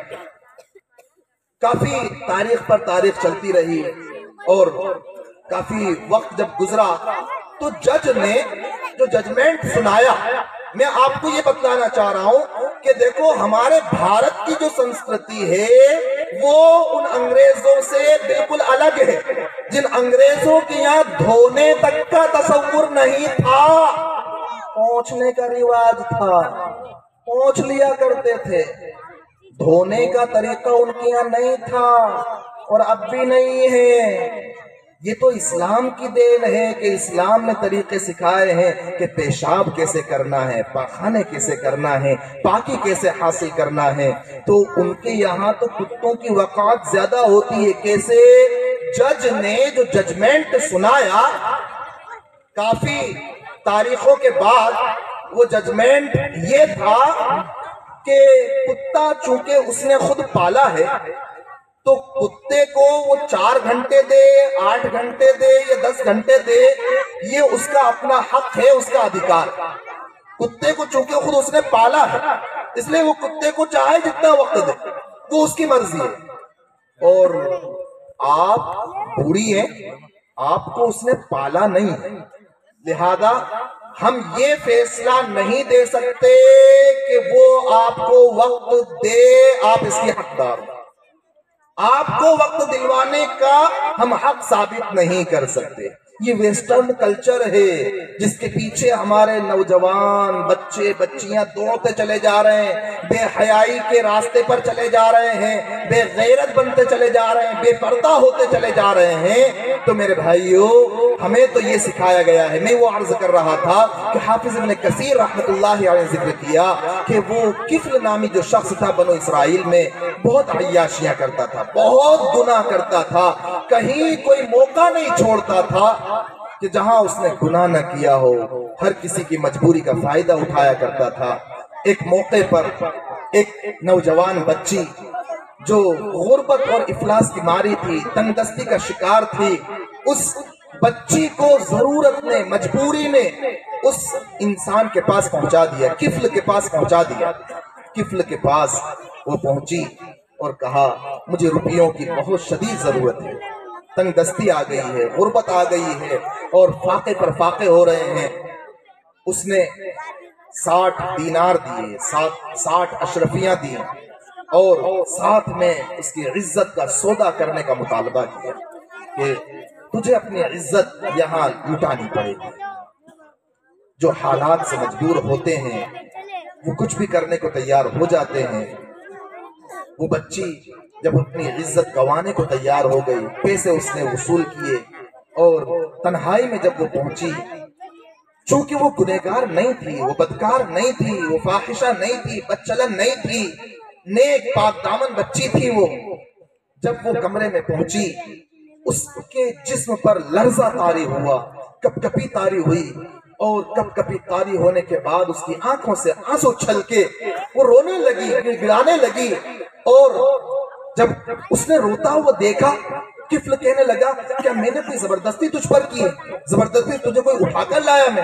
وہ کہنے لگی نہیں، تو نے مجھ پر کوئی زبردستی نہیں کی ہے، مجھے کوئی زبردستی اٹھا کر نہیں لایا، میں مجبور ہو کر خود آئی ہوں۔ لیکن بات یہ ہے میں رو اس لیے رہی ہوں کہ آج سے پہلے کبھی میں نے یہ گناہ نہیں کیا، آج سے پہلے کبھی میں نے یہ گناہ نہیں کیا، وہ تو مجبوری کے ہاتھوں میں مجبور ہو کر تیرے در پر آ گئی ہوں، کبھی میں یہ گناہ نہیں کیا کرتی تھی، میں کوئی ذلیل و رسوا عورت نہیں ہوں، میں کوئی بدچلن عورت نہیں ہوں، میرا کیریکٹر کوئی خراب نہیں ہے، لیکن مجبوری میں تیرے دروازے پر آ گئی ہوں۔ روتے روتے اس نے کچھ دل سے ایسا کہا کہ اس کے دل پر بات اثر کر گئی، اس لیے کہ دل سے جو بات نکلتی ہے اثر رکھتی ہے، پر نہیں طاقت پرواز مگر رکھتی ہے۔ اس نے کچھ ایسے انداز میں کہا کہ وہ فوراً وہاں سے اٹھ کھڑا ہوا، کپڑے پہنے، اور اس نے کہا کہ اللہ کی قسم تو نے کبھی یہ گناہ نہیں کیا، کبھی تو نے یہ گناہ نہیں کیا۔ اس نے کہا قسم خدا پاک کی میں نے کبھی یہ گناہ نہیں کیا۔ اس نے کہا جب تو نے کبھی یہ گناہ نہیں کیا، تیری آنکھوں سے آنسو چھلکتے ہیں، تو سن آج کے بعد کفل بھی کبھی گناہ نہیں کرے گا، آج کے بعد کفل بھی کبھی گناہ نہیں کرے گا۔ اٹھا، کپڑے پہنا، رات کا وقت تھا، اس بچی کو اس کے گھر روانہ کیا، دروازہ بند کیا، سو گیا۔ بنو اسرائیل کا حال ایسا ہوا کرتا تھا کہ کوئی نیکی کی بات ہو یا گناہ کی بات ہو، اللہ تعالیٰ دروازے پر لکھوا دیا کرتا تھا۔ کسی نے اگر چوری کی دروازے پر لکھ دیا جاتا تھا، زنا کیا دروازے پر لکھ دیا جاتا تھا۔ میرے اور آپ کے ساتھ میرے اللہ کا کتنا ستاری کا معاملہ ہے، ہم گناہ پر گناہ کر رہے ہوتے ہیں، اللہ تبارک و تعالیٰ ستاری پر ستاری کر رہا ہوتا ہے۔ جھوٹ بولنے کی وجہ سے بدبو پیدا ہوتی ہے، لیکن اللہ تعالیٰ نے چھپا لیا، غیبتیں کرنے کی وجہ سے بدبوئیں پیدا ہو رہی ہوتی ہیں، بدکاریوں کی وجہ سے بدبوئیں پیدا ہو رہی ہوتی ہیں، لیکن میرا اللہ گناہوں کی بدبوؤں کو چھپا کر رکھتا ہے تاکہ یہ میرے حبیب کی پیاری امت کہیں ذلیل و رسوا نہ ہو جائے۔ رات کو وہ کفل سویا اور اسی رات اس کا انتقال ہو گیا، اسی رات انتقال ہو گیا۔ او میرے نوجوان دوستو، موت کے لیے ملک الموت ہم سے اجازت لینے والا نہیں ہے، کوئی دروازہ ایسا نہیں بنا جو ملک الموت کو روک سکے، کوئی روشن دان کھڑکی ایسی نہیں بنی جو ملک الموت کو روک سکے، کوئی گھر محل قلعہ ایسا نہیں بنا جو ملک الموت کو روک سکے۔ جوانوں کے پاس بھی وہ آتے ہیں، بوڑھوں کے پاس بھی وہ جاتے ہیں، بیماروں کے پاس بھی جاتے ہیں، تندرستوں کے پاس بھی جاتے ہیں، شادیاں کرتے کرتے لوگ دنیا سے جا رہے ہیں، گھوڑی پر دولہا سوار ہے اور وہیں کا وہیں وہ ٹپک گیا۔ کیا ہوا؟ سائلنٹ اٹیک آ گیا، دولہے کو ہلدی لگا رہا ہے، ہلدی لگا رہا ہے اس کا چچا تایا، وہیں کے وہیں اٹیک آیا اور نمٹ گیا۔ وہ ایک بچی اندور کی رہنے والی ودیشا گئی، شادی میں اسٹیج پر ڈانس کر رہی تھی، 23 سال کی بچی ڈانس کرتے کرتے وہیں اٹیک آیا، انتقال کر گئی۔ نوجوانوں یہ نہ سوچو کہ جوانوں کو موت نہیں آتی، یہ پاس میں ایک گاؤں ہے پڑانا، یہاں کا ایک بچہ کچھ ساتھیوں کے ساتھ کچھ دوستوں کے ساتھ شملہ ہوٹل پر گیا، شملہ ہوٹل پر پارٹی کرنے کے لیے گئے، وہاں پر کھانا کھایا اور کھانا کھا کر آ رہے ہیں، ٹکر ہوئی ایک کار سے اور وہیں کے وہیں اس نے دم توڑ دیا، انتقال کر گیا۔ جوانوں یہ نہ سوچو کہ بوڑھے ہو کر ہی مریں گے، یہ نہ سوچو کہ بیمار ہو کر ہی مریں گے، ملک الموت ہر ایک کے پاس پہنچ رہے ہیں۔ اینما تکونوا یدرککم الموت، جہاں رہو گے ملک الموت وہاں آ جائیں گے۔ قل یتوفاکم ملک الموت الذی وکل بکم، ملک الموت تمہاری روح قبض کرنے والے ہیں، ہر ایک کے پاس پہنچنے والے ہیں۔ او میرے جوانوں، وہ وقت آ رہا ہے جس وقت میں ملک الموت آ رہے ہوں گے، روح کو جسم سے نکال رہے ہوں گے، ہمارے جسم سے روح جدا ہو رہی ہوگی۔ والتفت الساق بالساق، मलकुल मौत आएंगे, आंखें बंद हो जाएंगी, जुबान बंद हो जाएगी, हाथ पांव कड़क हो जाएंगे। ये घर के लोग, यही घर के लोग, हमारे अपने मिलने वाले, हमारे अपने दोस्त, भाई, हमारे चचा, ताया, बाप, दादा, नाना जो जिंदा होंगे, वो उनमें से कोई हमें हमारे जिस्म से कपड़े निकाल रहा होगा, कोई हमें गुस्ल देने के लिए तख्ते पर लेटा रहा होगा, कोई हमें तख्ते पर गुस्ल देने के बाद फिर हमारे सजदों की जगहों पर काफूर लगा रहा होगा, कोई हमारे लिए कफन का कपड़ा ला रहा होगा, कोई कफन पहना रहा होगा, कोई जनाजे में रख रहा होगा, इमाम साहब नमाज पढ़ा रहे होंगे, नमाज पढ़ाने के बाद कांधा देते हुए यही गांव के लोग वहां मनो मिट्टी के नीचे दफन कर देंगे। 2-4 दिन के बाद, महीने 2 महीने के बाद, 4 महीने 6 महीने के बाद, और हफ्ते और साल 2 साल के बाद फिर लोग यहाँ तक भूल जाते हैं कि उसकी कब्र कहाँ थी, यहाँ थी या यहाँ थी। लोग अपने बाप तक की कब्र भूल चुके होते हैं, अपने दादा की कब्र का पता पूछो, वो शक में मुब्तला हो जाते हैं, तरद्दुद के शिकार हो जाते हैं, कहते यहाँ थी या शायद यहाँ थी, कौन किसको याद रखता है। नौजवानों तौबा करो, अल्लाह तबारक व तआला के दरबार में तौबा करो, पक्की सच्ची तौबा करो। ए अल्लाह तक बहुत हो गया, वो किफल ने भी गुनाह पर गुनाह किए थे, लेकिन जब उसने कह दिया कि किफल आज के बाद गुनाह नहीं करेगा, अल्लाह ताला ने दरवाजे पर लिखवा दिया कद गफर अल्लाहु लिल किफल, अल्लाह ताला ने किफल की मग़फ़िरत फरमा दी। जब बनो इसराइल के नौजवान का ये आलम हो, मेरे प्यारो, मैं और आप तो जनाब मोहम्मद रसूलुल्लाह सल्लल्लाहु ताला अलैहि वसल्लम के जवान हैं। हम तो हुजूर की दुआएं लिए हुए हैं, हम तो हुजूर के आंसू लिए हुए हैं, हम तो हुजूर पाक सल्लल्लाहु अलैहि वसल्लम का रातों में वो तड़पना, उम्मत के लिए वो बेचैन होना, वो सब लिए हुए हैं। और मेरे नौजवानों, अपने गुनाहों से बाज आओ, अपने माँ बाप का दिल न दुखाओ, अपने बुजुर्ग का अदब और एहतराम करो, गांव में मिलजुल कर रहो, माओ की भी खिदमत करो, बाप से मशवरा लो। फतवा आलमगीरी में बड़ी अजीब बात लिखी, कहा इंसान को चाहिए कि बाप से मशवरा ले और माँ से दुआएं ले, बाप से मशवरा ले और माँ से दुआएं ले। जब दोनों चीजें मिलेंगी तो फिर तुझे कामयाब होने से कोई नहीं रोक सकता। बाप के मशवरे पर अमल करो, माँ की दुआएं लेते हुए साथ में जाओ, न खाली हाथ रहोगे, न खाली जेब रहोगे। इसलिए अपने माँ बाप की कदर करो, तौबा करो गुनाहों से, हुकूकुल इबाद में कोताहियां करने से, हुकूकुल्लाह में कोताहियां करने से, तन्हाइयों को गुनाहों से लबरेज करने से अपने आप को बचाओ, अपने आप को बचाओ। इसलिए कि ये जैसे गुनाह होते हैं वैसी ही आलमे मिसाल में फिर शक्लें और सूरतें होती हैं। एक तो ये है जिस आलम में हम शक्लें देखते हैं, हर एक की शक्ल सूरत अल्लाह ताला ने अलग बनाए। हुवल्लज़ी युसव्विरुकुम फिल अरहाम कैफ यशा, ये अल्लाह की अजीब कुदरत है कि करोड़ों अरबों इंसान हैं, सबकी शक्लें सूरतें अलग अलग बनाई हैं। एक तो ये आलम है जिसमें हमारी शक्लें सूरतें अलग अलग नजर आती हैं। एक आलम मिसाल होता है, उसमें क्या होता है, इंसान जैसे काम करता है उसकी वैसी शक्ल आलम मिसाल में होती है। जैसे काम करता है, जैसे काम करेगा, अच्छाई के काम करेगा वैसी उसकी शक्ल आलम मिसाल में होती है, बुराई का काम करेगा वैसी उसकी शक्ल आलम मिसाल में होती है। उलमा ने लिखा है कि जिस इंसान में हिर्स, लालच बहुत ज्यादा हो, जिसके अंदर आलम मिसाल में उसकी शक्ल कुत्ते जैसी होती है, आलम मिसाल में उसकी शक्ल कुत्ते जैसी होती है। इसलिए कि कुत्ते में लालच बहुत होता है, कहते हैं ना राल टपका रहा है कुत्ते की तरह, राल टपका रहा है। तो जिसमें हिर्स बहुत हो, लालच बहुत हो, तो उसकी शक्ल आलम मिसाल में कुत्ते किसी होती है। जो इंसान, नौजवान खास तौर से सुने, जो इंसान बदनजरी का, बदकारी का, हरामकारी का, जिनाकारी का शिकार होता है, हवस के मुताबिक जिंदगी गुजारता है, उसकी मिसाल, उसकी शक्ल आलम मिसाल में खिंजीर की होती है, पिग की होती है, सुअर की शक्ल उसकी होती है। जो दूसरों को तकलीफें देता, तकलीफें पहुंचाता, लोगों को तकलीफें पहुंचा रहा है, माँ बाप को तकलीफें पहुंचा रहा है, दादा दादी को तकलीफें पहुंचा रहा है, बीवी को तकलीफ पहुंचा रहा है, پڑوسیوں کو تکلیفیں پہنچا رہا ہے۔ جو انسان دوسروں کو تکلیفیں پہنچاتا ہو اس کی عالم مثال میں شکل بچھو کی سی ہوتی ہے، اور جو انسان مال کو ہڑپ کرتا چلا جاتا ہو، حقوق ادا نہ کرتا ہو، زکوٰۃ نہ دیتا ہو، میراث نہ دیتا ہو، اس کی شکل عالم مثال میں سانپ کی سی ہوتی ہے کہ سانپ اوپر سے بڑا چکنا معلوم ہو رہا ہوتا ہے لیکن اندر اس کے زہر ہوتا ہے۔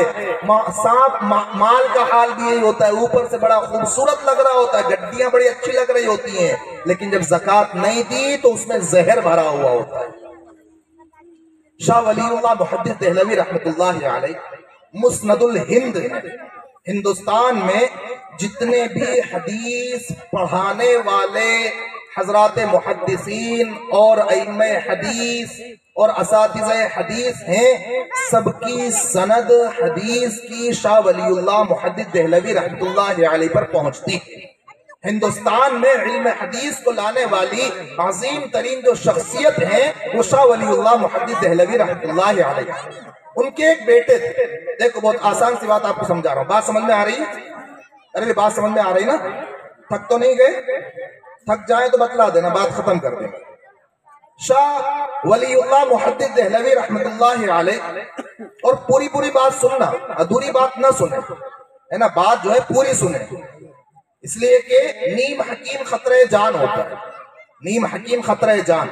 ابھی ہمارے ایک ساتھی نے بتایا کہ ماشاءاللہ ایک نوجوان جو MBBS کر رہے ہیں، میں نے پوچھا کون سا سال ہے، کون سا ایئر ہے، کہا 3rd ایئر ہے، تیسرا سال ہے۔ اب ابھی سے اگر وہ کلینک کھول کر بیٹھ جائیں تو وہ لوگوں کو اپنے گھر پہنچانے کے بجائے قبرستان زیادہ پہنچائیں۔ ارے برابر نیم حکیم خطرہ جان ہوتا ہے نا۔ وہ ایک حکیم صاحب تھے، حکیم صاحب، اور آج کے دور میں حکیم بننا بڑا آسان ہو گیا ہے۔ آج کے دور میں کوئی 4 مہینے جماعت میں گیا، کسی حکیم سے ملاقات ہوئی، 2 4 5 نسخے لکھ کر لے آیا اور دینا شروع کر دیا، حکیم صاحب بن گئے۔ ایک حکیم صاحب تھے تو وہ ایک قبرستان کے پاس سے جب بھی گزرتے تھے تو یہ جو رومال ہوتا تھا نا، رومال، تو رومال کو ایسا سر پر اوڑھتے تھے کہ چہرہ بھی نظر نہ آئے، پورا چھپا لیتے تھے۔ جیسے مائیں بہنیں ماشاءاللہ جو پردے کا اہتمام کرنے والی مسلمان بہنیں ہوتی ہیں، یا غیر مسلم جو خاتون ہوتی ہیں نا، شرم والی، حیا والی، تو وہ بھی ساڑی کا پلو اتنا لٹکا لیتی ہیں کہ مجالے کس ان کا چہرہ نظر آ جائے۔ جو شرم والی ہوتی ہیں، با حیا ہوتی ہیں، وہ اب بھی اتنا اہتمام کرتی ہیں پردے کا۔ میں نے شروع میں ہی کہا بھارتی سنسکرتی ہے پردہ، مسلمانوں کے یہاں پر بھی ہے اور ہمارے غیر مسلم بھائیوں کے یہاں پر بھی ہے۔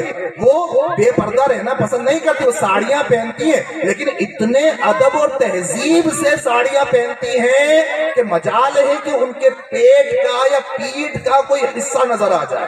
اتنے ادب اور احترام سے ساڑیاں پہنتی ہیں، وہ اتنا گھونگھٹ لیتی ہیں کہ ان کا چہرہ نظر نہیں آ پاتا، اور ہونا بھی یہی چاہیے، پردے کا ایسا اہتمام ہونا چاہیے۔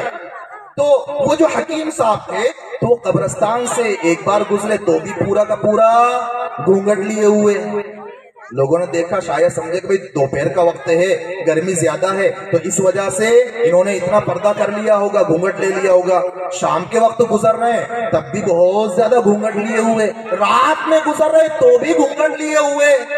1 2 4 10 20 50 مرتبہ جب لوگوں نے بار بار دیکھا کہ یہ حکیم صاحب قبرستان کے پاس سے ادھر جاتے ہیں تو بھی گھونگھٹ لے لیتے ہیں، ادھر سے آتے ہیں تو بھی گھونگھٹ لے لیتے ہیں، اور ایسا نہیں کہ دوپہر کا وقت ہو تب، یا بارش کا موسم ہو تب، یا سردی کا موسم ہو تب، بلکہ یہ تو ہمیشہ کا ایک معمول بنا ہوا ہے۔ تو بعض لوگ ذرا منہ پھٹ ہوتے ہیں۔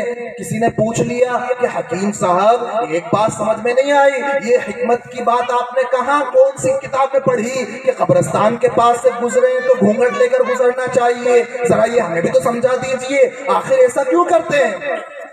وہ حکیم صاحب نے دھیرے سے اس کے کان میں کہا کہ بات دراصل یہ ہے کہ میں نے یہ کسی کتاب میں نہیں پڑھا، میں نے یہ کسی کتاب میں نہیں پڑھا۔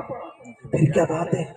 بات یہ ہے کہ میں اپنے سر سے چہرے کو پورا کا پورا اس لیے ڈھانپ لیتا ہوں کہ یہ قبرستان کے پاس سے جب بھی گزرتا ہوں تو مجھے شرم آتی ہے کہ بھئی ان سے کیسی شرم، یہ تو مردہ ہے، مردوں سے کوئی شرم ہوتی ہے؟ مائیں بہنیں بھی سن لیں، زندوں سے شرمایا جاتا ہے، مردوں سے نہیں شرمایا جاتا۔ اور ہمارے مرد حضرات بھی سن لیں، جن سے لڑکیاں نہیں شرما رہی ہیں، جن سے لڑکیاں نہیں شرما رہی ہیں، تو کیا کہوں، اب ان کو زندہ کہنے کا من تو نہیں کرتا، ان کو زندہ کہنے کا من تو نہیں کرتا ہے۔ کوئی چچا گزر جائے، کوئی مولانا گزر جائے، کسی خاتون کے دوپٹے کا پلو ذرا ادھر ادھر ہو، فوراً وہ دوپٹے کا پلو درست کرتی ہیں۔ کیوں؟ اس لیے کہ وہ سمجھ رہی ہے کہ یہ مرد گزر رہا ہے، یہ زندہ گزر رہا ہے، اور جن کے یہاں کچھ ہے ہی نہیں، ان سے کیا شرمانا، وہ تو ہمارے جیسے ہی ہیں، ان سے کیا شرمانا۔ ارے مرد بنو بھائی، مرد بنو۔ یہ عورتوں کے مجمع میں جا کر بیٹھنا چاہیے تھا ان لوگوں کو جن کے یہاں ہے ہی نہیں، آنے نہیں دیا۔ ارے اللہ نے مرد بنایا ہے، مردوں کے مجمع میں بیٹھے ہو، مرد بن کر رہو گے نا انشاءاللہ، داڑیاں رکھیں گے انشاءاللہ۔ ارے دھیرے بولتے ہو، ارادہ کچا ہے۔ ارے رکھیں گے انشاءاللہ، ہاتھ اٹھا کر بتاؤ کون کون رکھیں گے؟ ہاں، مرد بن کر رہو۔ مردوں کی پہچان ہے، اللہ تعالیٰ نے عورتوں کے چہروں پر داڑیاں نہیں اگائی ہیں، عورتوں کو اللہ تعالیٰ نے چوٹیاں دی ہیں، مردوں کو اللہ تعالیٰ نے داڑیاں دی ہیں۔ عورتوں کی زینت، عورتوں کی خوبصورتی ان کی چوٹیوں میں ہوا کرتی ہے، اور مردوں کی خوبصورتی داڑیوں میں ہوا کرتی ہے۔ شجاع پور کے اندر یہ ہوا کہ ایک لڑکی نے دلہے کے بارے میں کہا کہ وہ جو دلہا ہے اس سے کہو کہ وہ اپنی داڑھی کٹوائے تو میں نکاح کروں گی۔ لڑکی نے یہ پیغام پہنچوا دیا۔ اب وہ لڑکا جو تھا ماشاءاللہ علماء کا صحبت یافتہ، اللہ کے راستے میں گیا ہوا، مسجد سے جڑا ہوا، اس لڑکے نے بڑا دمدار جواب دیا، بڑا دمدار، ہتھوڑا مار کر جواب دیا۔ اس نے کہا کہ اس لڑکی کو کہو کہ وہ اپنی چوٹی کٹوائے تو میں اپنی داڑھی کٹواتا ہوں۔ ارے بات تو برابر ہے نا، وہ اپنی چوٹی کٹوائے تو میں اپنی داڑھی کٹواتا ہوں۔ تو اللہ تعالیٰ نے مرد بنایا ہے، مردوں اپنے چہروں کو داڑھیوں سے سجاؤ۔ ارے سجائیں گے انشاءاللہ۔ تو وہ حکیم صاحب کی بات میں بتلا رہا تھا، وہ حکیم صاحب سے جب پوچھا گیا کہ قبرستان کے پاس سے گزرتے ہو تو چہرہ کیوں چھپا لیتے ہو، حکیم صاحب نے کہا کہ میں نے یہ بات کسی کتاب میں نہیں پڑھی، نہیں کسی کتاب میں نہیں پڑھی کہ قبرستان کے پاس سے گزرو تو اپنے چہرے کو چھپا کر گزرو۔ بات دراصل یہ ہے کہ مجھے ان قبرستان والوں سے شرم آتی۔ کا کیسی شرم؟ کہ شرم اس بات کی آتی ہے کہ یہ قبرستان میں ان سب لوگوں کو میں نہیں پہنچایا، ان سب لوگوں کو میں نہیں پہنچایا۔ تو نیم حکیم خطرے جان ہوا کرتا ہے، اس لیے بات ہم پوری سنیں سمجھیں گے تو پھر عمل کرنا ہمارے لیے آسان ہوگا انشاءاللہ۔ اللہ ہم سب کو عمل کی توفیق عطا فرمائے۔ تو شاہ ولی اللہ محدث دہلوی رحمت اللہ علیہ جو مسند الہند ہیں، ہم سب کی سند، یہ جتنے بھی اسٹیج پر علماء بیٹھے ہیں اور جتنے بھی ہندوستان میں علماء پائے جاتے ہیں، ان سب کی حدیث شریف کی سند شاہ ولی اللہ محدث دہلوی رحمت اللہ علیہ تک پہنچتی ہے، پھر آگے بڑھتی ہے۔ تو شاہ ولی اللہ محدث دہلوی رحمت اللہ علیہ کے بیٹے اور ان کے جانشین شاہ عبدالعزیز محدث دہلوی رحمت اللہ علیہ، شاہ عبدالعزیز محدث دہلوی رحمت اللہ علیہ، یہ شاہ عبدالعزیز محدث دہلوی رحمت اللہ علیہ بڑے اللہ والے تھے، اللہ والے تھے، اور جو اللہ سے دوستی کرتا ہے پھر اللہ تبارک و تعالی اسے اپنا دوست بناتا ہے اور پھر اسے فراست عطا فرماتا ہے۔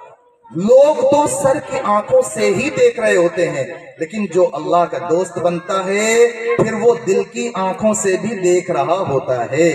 تو شاہ عبدالعزیز محدث دہلوی رحمت اللہ علیہ وہ جامع مسجد دہلی سے کچھ دوری پر ان کا مکان تھا، وہیں پر وہ پڑھنا پڑھانا کرتے تھے، تھوڑا دور تھا، چند کلومیٹر کے فاصلے پر، وہیں پر وہ پڑھتے تھے، پڑھاتے تھے، مطالعہ کرتے تھے، اور وہیں مکان میں ہی ایک مسجد انہوں نے بنا رکھی تھی، مسجد بیت جس کو ہم کہیں گے، گھر کی مسجد، عبادت خانہ تیار کر رکھا تھا۔ تو باقی سب نمازیں وہیں پر پڑھتے تھے، جامع مسجد دور پڑتی تھی تو وہاں تک پہنچ نہیں پاتے تھے، تعلیم اور تعلم کی مشغولیت کی وجہ سے گھر سے باہر نہیں نکل پاتے تھے، آپ کے فتوے اس دور میں چلا کرتے تھے۔ تو جمعہ کا جو دن ہوتا ہے، جمعہ کا دن، میں بات جلدی ختم کر دیں گے انشاءاللہ، ایسا لگ رہا ہے کہ تھکنے لگے ہیں ساتھی۔ تو جمعے کا جو دن ہوتا تھا، شاہ عبدالعزیز محدث دہلوی رحمۃ اللہ علیہ جمعے کے دن جمعے کی نماز کے لیے جامع مسجد تشریف لے جایا کرتے تھے، اور آپ کے ساتھ آپ کا خادم ہوا کرتا تھا جس کا نام تھا فصیح الدین، وہ آپ کو لے جایا کرتا تھا، یہ خدمت انجام دیا کرتا تھا۔ تو جمعہ کے دن تشریف لے جاتے ہیں، راستے میں آپ کے جو مریدین تھے، جو معتقدین تھے، متوسلین تھے، جو تعلق رکھنے والے تھے، تو وہ بازار میں کھڑے ہو جاتے تھے، انتظار کرتے تھے کہ شاہ عبدالعزیز محدث دہلوی رحمۃ اللہ علیہ گزریں گے تو ہم ان کا دیدار کریں گے۔ اللہ تعالیٰ نے وہ چہرے پر نورانیت عطا فرمائی تھی کہ لوگ دیدار کو ترسا کرتے تھے۔ کافی وقت ایسے بیت گیا، اور پھر کافی وقت کے بعد، لمبے عرصے کے بعد یہ ہوا کہ شاہ عبدالعزیز محدث دہلوی رحمۃ اللہ علیہ جب جمعہ کے لیے تشریف لے جاتے تھے تو اپنا رومال وہ اس طرح سے اوڑھتے تھے کہ کسی پر نظر نہ پڑے، کسی پر نظر نہ پڑے۔ دیکھو بات یاد رکھنا، میں نے ابھی بتلایا آپ کو کہ عالم مثال میں شکلیں الگ ہو جاتی ہیں، جیسا انسان عمل کرتا ہے ویسی اس کی شکلیں عالم مثال میں ہوتی ہے۔ جس میں لالچ زیادہ ہو شکل اس کی کتے جیسی ہو جاتی ہے، جس میں ہوس زیادہ ہو، بدکاریاں زیادہ ہو تو خنزیر کی اس کی شکل ہو جایا کرتی ہے، جس میں لوگوں کو اذیت پہنچانے کی صفت زیادہ ہو تو بچھو کسی شکل ہو جاتی ہے، مال ہڑپ کرنے کی صفت ہو تو سانپ کسی شکل ہو جاتی ہے۔ تو شاہ عبدالعزیز محدث دہلوی رحمۃ اللہ علیہ آخری زمانے میں جب جمعہ کے لیے تشریف لے جاتے تو رومال کو ایسا اوڑھتے تھے کہ کسی پر نظر نہ پڑے۔ لوگوں نے، جو خادم تھا فصیح الدین، اس سے کہا کہ ہفتے بھر تک تو ہم کو حضرت کا دیدار نصیب نہیں ہو پاتا ہے، جمعے کے دن ہم انتظار میں رہتے ہیں کہ حضرت تشریف لائیں گے، گزریں گے، ہم دیدار کر کے اپنی آنکھوں کو ٹھنڈا کر لیں گے، یہ نورانی چہرہ ہوتا ہے، ہم دیکھ کر ہی دیدار سے اپنی آنکھوں کو بھر لیں، ٹھنڈا کر لیں۔ اس لیے کہ وہ صحابہ بھی تو ایسے ہی تھے کہ اللہ کے نبی صلی اللہ علیہ وسلم کی مجلس میں ہوتے تھے تب تک تو دل میں سکون ہوتا تھا، چین ہوتا تھا، گھر پہنچ گئے، آقا نظروں سے اوجھل ہو گئے، گھر ہے، سکون نہیں آ رہا ہے، اور گھر سے دوڑے دوڑے آتے تھے اور آ کر کہتے تھے اللہ کے نبی ہم جب گھر ہوتے ہیں ہمیں بے چینی ہوتی ہے، چین سکون ہمارا چھن جاتا ہے، ہمارا دیدار کرنے کا من ہوتا ہے، دیدار کیے ہوئے تھوڑا وقت ہو جاتا ہے، ہم آتے ہیں آپ کا دیدار کر لیتے ہیں، آنکھیں ٹھنڈی ہو جاتی ہیں۔ اللہ کے نبی آپ تو جنت میں جائیں گے، اب تو جنت میں جائیں گے، جنت کے بلند درجات میں ہوں گے، سارے نبیوں سے اوپر آپ کا درجہ ہوگا، اور ہم پتہ نہیں جنت میں جاتے بھی یا نہیں جاتے۔ وہ صحابی ہو کر فکر کر رہے ہیں، اور ہم گنہگار ہو کر بھی فکر نہیں کرتے۔ وہ صحابی ہیں، فکر کر رہے ہیں، آپ تو جنت میں ہوں گے، سب سے اونچی جنت میں آپ ہوں گے، اور ہم پتہ نہیں جنت میں جاتے یا نہیں جاتے۔ اگر جنت میں گئے بھی تو آپ کے بلند درجات تک تو ہم نہیں پہنچ پائیں گے، آپ کا دیدار ہم نہیں کر پائیں گے، آپ کے دیدار کے بغیر جنت میں مزہ نہیں آئے گا۔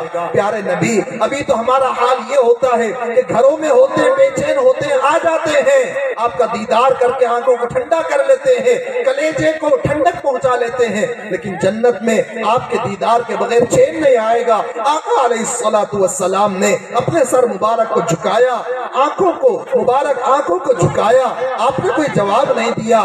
سنو اے لوگو سنو، اللہ تبارک و تعالیٰ نے آیت شریفہ نازل فرمائی جس کا ترجمہ یہ ہے کہ جو اللہ اور اس کے رسول کی اطاعت کر کے زندگی گزارے گا تو اللہ تبارک و تعالیٰ ایسے لوگوں کو بھی نبیوں کا ساتھ نصیب فرما دے گا، نبیوں کی رفاقت عطا فرما دے گا۔ ایک صحابی عرض کرنے لگے، مسلم شریف میں حدیث ہے، ایک صحابی تھے، حضور کی خدمت میں رہا کرتے تھے، وقتاً فوقتاً موجود رہتے تھے، رات کے وقت میں خاص طور سے موجود رہتے، وضو کے پانی کی ضرورت ہوتی وضو کا پانی رکھ دیا، کسی اور چیز کی ضرورت ہوتی وہ چیز رکھ دی۔ ایک دن اللہ کے نبی صلی اللہ علیہ وسلم حضور موڈ میں تھے، بہت زیادہ خوشی کی حالت میں۔ حضور نے فرمایا مانگ کیا مانگتا ہے، مانگ کیا مانگتا ہے؟ وہ صحابی بھی صحابی تھے، انہوں نے کہا اللہ کے نبی جنت میں آپ کا ساتھ مانگتا ہوں، جنت میں آپ کی رفاقت طلب کرتا ہوں۔ حضور نے کہا اور کیا مانگتا ہے، اور کیا مانگتا ہے؟ انہوں نے کہا بس یہی مانگتا ہوں۔ جب بار بار یہی کہا کہ آپ کا ساتھ چاہیے جنت میں، آقا علیہ السلام نے فرمایا او ربیعہ اعن علی بکثرت السجود، میری مدد کرتا جا، کثرت سے سجدے کرتا جا، اللہ کے سامنے سجدے میں پیشانی رکھ، یعنی کثرت سے نمازوں کا اہتمام رکھنا، اللہ تعالیٰ جنت میں تجھے میری رفاقت نصیب فرما دے گا۔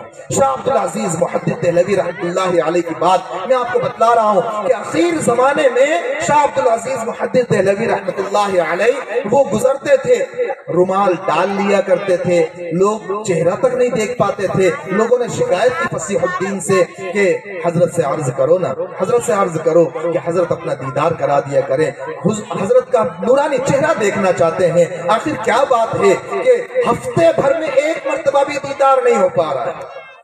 شاہ عبدالعزیز محدث دہلوی رحمۃ اللہ علیہ سے فصیح الدین نے، آپ کے خادم نے بات کی کہ حضرت لوگ ایسا کہہ رہے ہیں کہ انہیں دیدار نصیب نہیں ہو پاتا، آپ کی آمد کے انتظار میں ہوتے ہیں۔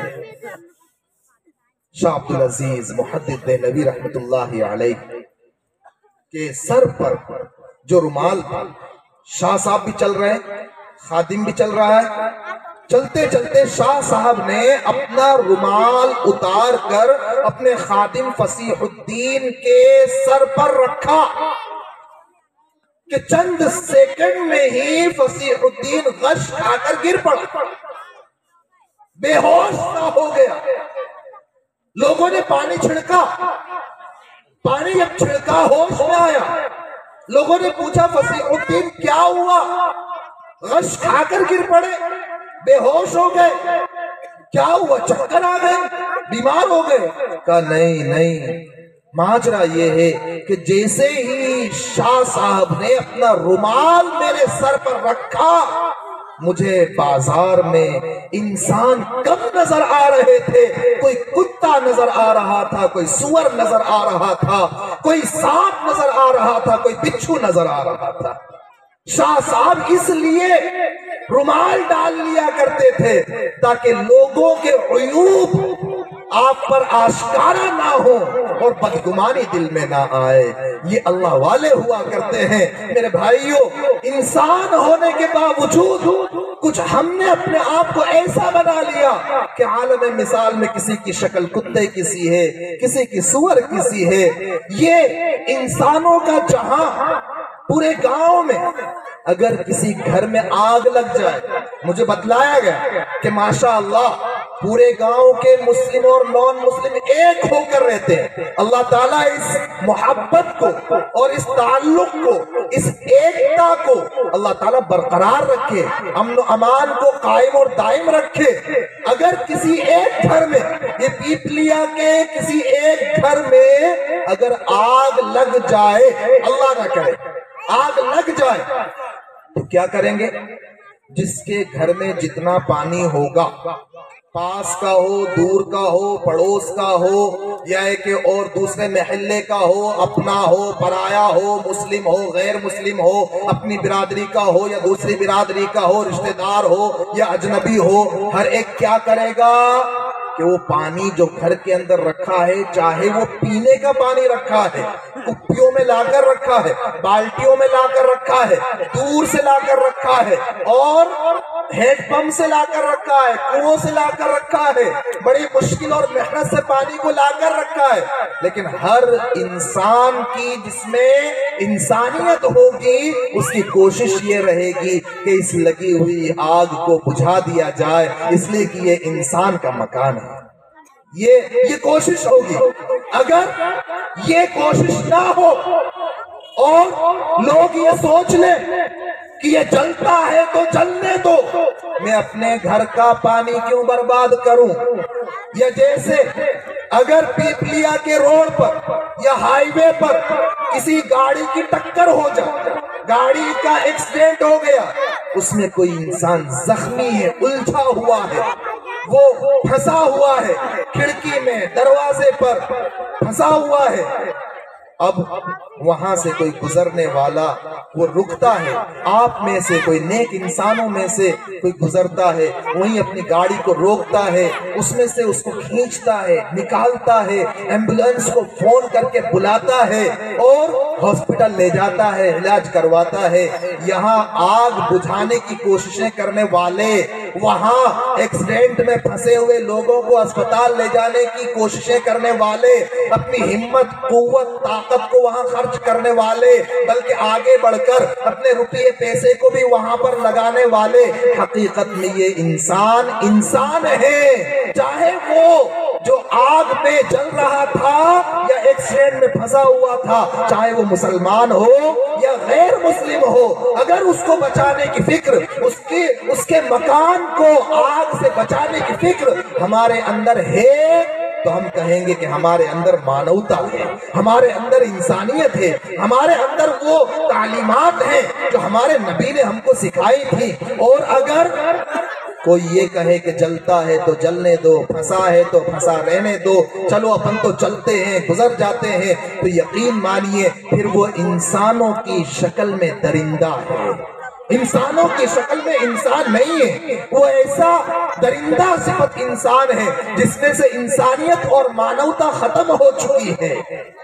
اسی طریقے سے میرے بھائیوں، ہم سب آپس میں جب ایک بن کر رہیں گے تو پھر یہ نفرت کا بیج جو کچھ سیاست کے چکر میں بونے کی کوششیں کرتے ہیں، اپنی کرسیوں کو بچانے کی کوششیں کرتے ہیں، انشاءاللہ ہمارا گاؤں، ہمارا ضلع، بلکہ میں تو کہوں گا کہ ہمارا پورا ملک جب اس بات کو سمجھ لے کہ نفرت کی ہوائیں چلانے والے، نفرت پر سیاست کرنے والے اور روٹیاں سیکنے والے، چاہے وہ بھونکیں تو بھونکتے رہیں، وہ چلائیں تو چلاتے رہیں، لیکن ہم تو ایک ماں باپ کی اولاد ہیں، اور ایک ماں باپ کی اولاد آپس میں بھائیوں کی طرح رہا کرتے ہیں، اسی طریقے سے ہم تو رہیں گے انشاءاللہ ثم انشاءاللہ۔ تو پھر حقیقت میں انسانیت کا وہ علم بردار ہوگا اور انسانیت کا پیکر ہوگا اور لوگوں کے لیے صحیح رہبری کرنے والا ہوگا۔ اور ماؤں بہنوں کو بطور خاص میں کہنا چاہوں گا کہ سب سے پہلی جو تعلیم اور تربیت کی گود ہوا کرتی ہے، مدرسہ ہوا کرتا ہے، وہ آپ کی گود ہوا کرتی ہے، اس لیے آپ جتنا پردے کا اہتمام کریں گی، عفت پاک دامنی کا خیال رکھیں گی، شرم و حیا کا پیکر بن کر زندگی گزاریں گی، اتنے ہی اچھے بچے آپ کی گود میں پرورش پائیں گے، تربیت پائیں گے۔ ایک بات عرض کر کے میں اپنی جگہ لوں گا، بات ختم کروں گا انشاءاللہ۔ مجھے یاد آیا کہ خواجہ قطب الدین بختیار کاکی رحمت اللہ علیہ بڑے اللہ والے تھے، بہت بڑے اللہ والے۔ وہ جب جوانی کے عالم میں تھے تو ایک دن وہ اپنی امی جان سے کہنے لگے، امی جان میں بہت خوش ہوں۔ بیٹے خوش کیوں ہو؟ کہا امی جان میں کیا بتلاؤں، ایک دو نہیں بلکہ 20 راتیں مسلسل ہو گئے۔ توجہ سے سننا، مائیں بہنیں بھی توجہ سے سنیں۔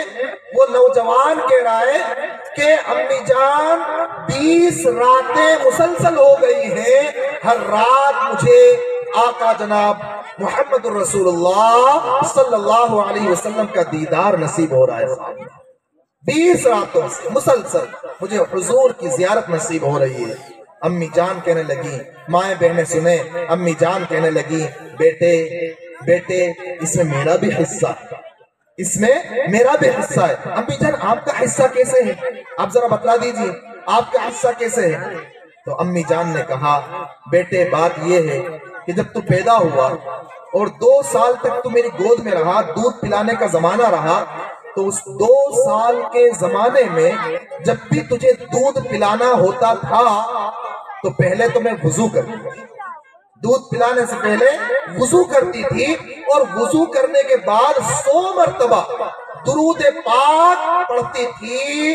درود پاک کا نذرانہ حضور پاک صلی اللہ علیہ وسلم کی خدمت میں پیش کرتی تھی، اس کے بعد پردے کا اہتمام کرتے ہوئے تجھے اپنے سینے سے لگاتی، اپنے آنچل میں چھپاتی اور پھر تجھے دودھ پلایا کرتی تھی۔ گویا میں نے تجھے صرف دودھ نہیں پلایا بلکہ دودھ کے ہر قطرے کے ساتھ پیارے نبی صلی اللہ علیہ وسلم کی محبت پلائی ہے، جس کا نتیجہ یہ ہے کہ 20 راتوں سے مسلسل تجھے حضور پاک صلی اللہ علیہ وسلم کا دیدار نصیب ہو رہا ہے۔ اس لیے مائیں بہنیں جب جتنا زیادہ پردے کا اہتمام، عفت اور پاک دامنی کا لحاظ رکھنے والی، شرم و حیا کا خیال کرنے والی، باوضو رہنے والی، درود پاک کا اہتمام کرنے والی، نمازوں کا اہتمام کرنے والی اور گھر کو دینی ماحول میں ڈھالنے والی ہوتی ہیں، پھر بچے اور بچیاں بھی دینی ماحول میں پرورش پانے والے ہوتے ہیں، پھر وہ اپنے ماں باپ کے دکھ درد کو اپنا دکھ درد سمجھنے والے ہوتے ہیں، غریبوں کا سہارا بننے والے ہوتے ہیں، بیماروں کی عیادت کرنے والے ہوتے ہیں، لوگوں کی مدد کرنے والے ہوتے ہیں۔ وہ ہر ایک کے، چاہے مسلم ہو چاہے غیر مسلم ہو، ہر ایک کے کام آنے والے بنتے ہیں۔ وہ یہ سمجھتے ہیں کہ بیواؤں کا سہارا بننا سب سے اونچی خدمت ہے، وہ یہ سمجھتے ہیں کہ ساری مخلوق اللہ کا کنبہ ہے اور اللہ کے نزدیک سب سے محبوب وہ ہوتا ہے جو اللہ کے کنبے کے ساتھ اچھا سلوک کرے۔ پھر وہ راستے میں تکلیف دینے والی چیزیں ڈالنے والے نہیں ہوتے، راستے تنگ کرنے والے نہیں ہوتے، پڑوسیوں کی ناک میں دم کرنے والے نہیں ہوتے، پھر وہ غریبوں پر خرچ کرنے والے ہوتے ہیں اور پھر وہ اچھی پاکیزگی والی زندگی گزارنے والے ہوتے ہیں۔ اس لیے ماؤں بہنوں سے خاص گزارش ہے کہ وہ اپنے بچوں کی اچھی تربیت کی فکر کریں۔ اللہ تبارک و تعالیٰ سے دعا ہے کہ اللہ تبارک و تعالیٰ ہم میں سے ہر ایک کو ان باتوں پر عمل کی توفیق عطا فرمائے۔ اللہ تبارک و تعالیٰ فرما رہا ہے توبو الی اللہ توبۃ نصوحا، اللہ تبارک و تعالیٰ سے پکی سچی توبہ کرو، جتنے گناہ ہو گئے ان سب پر اللہ سے معافی مانگو، ایک اللہ کی پرستش کرنے والے بن کر رہو، ایک بنو، نیک بنو، اچھائی کے پیکر بنو اور اللہ تبارک و تعالیٰ کے دربار میں معافی مانگتے ہوئے آنسو بہاؤ گے تو اللہ تبارک و تعالیٰ جہنم کی آگ کو حرام فرما دے گا۔ وآخر دعوانا ان الحمدللہ رب العالمین۔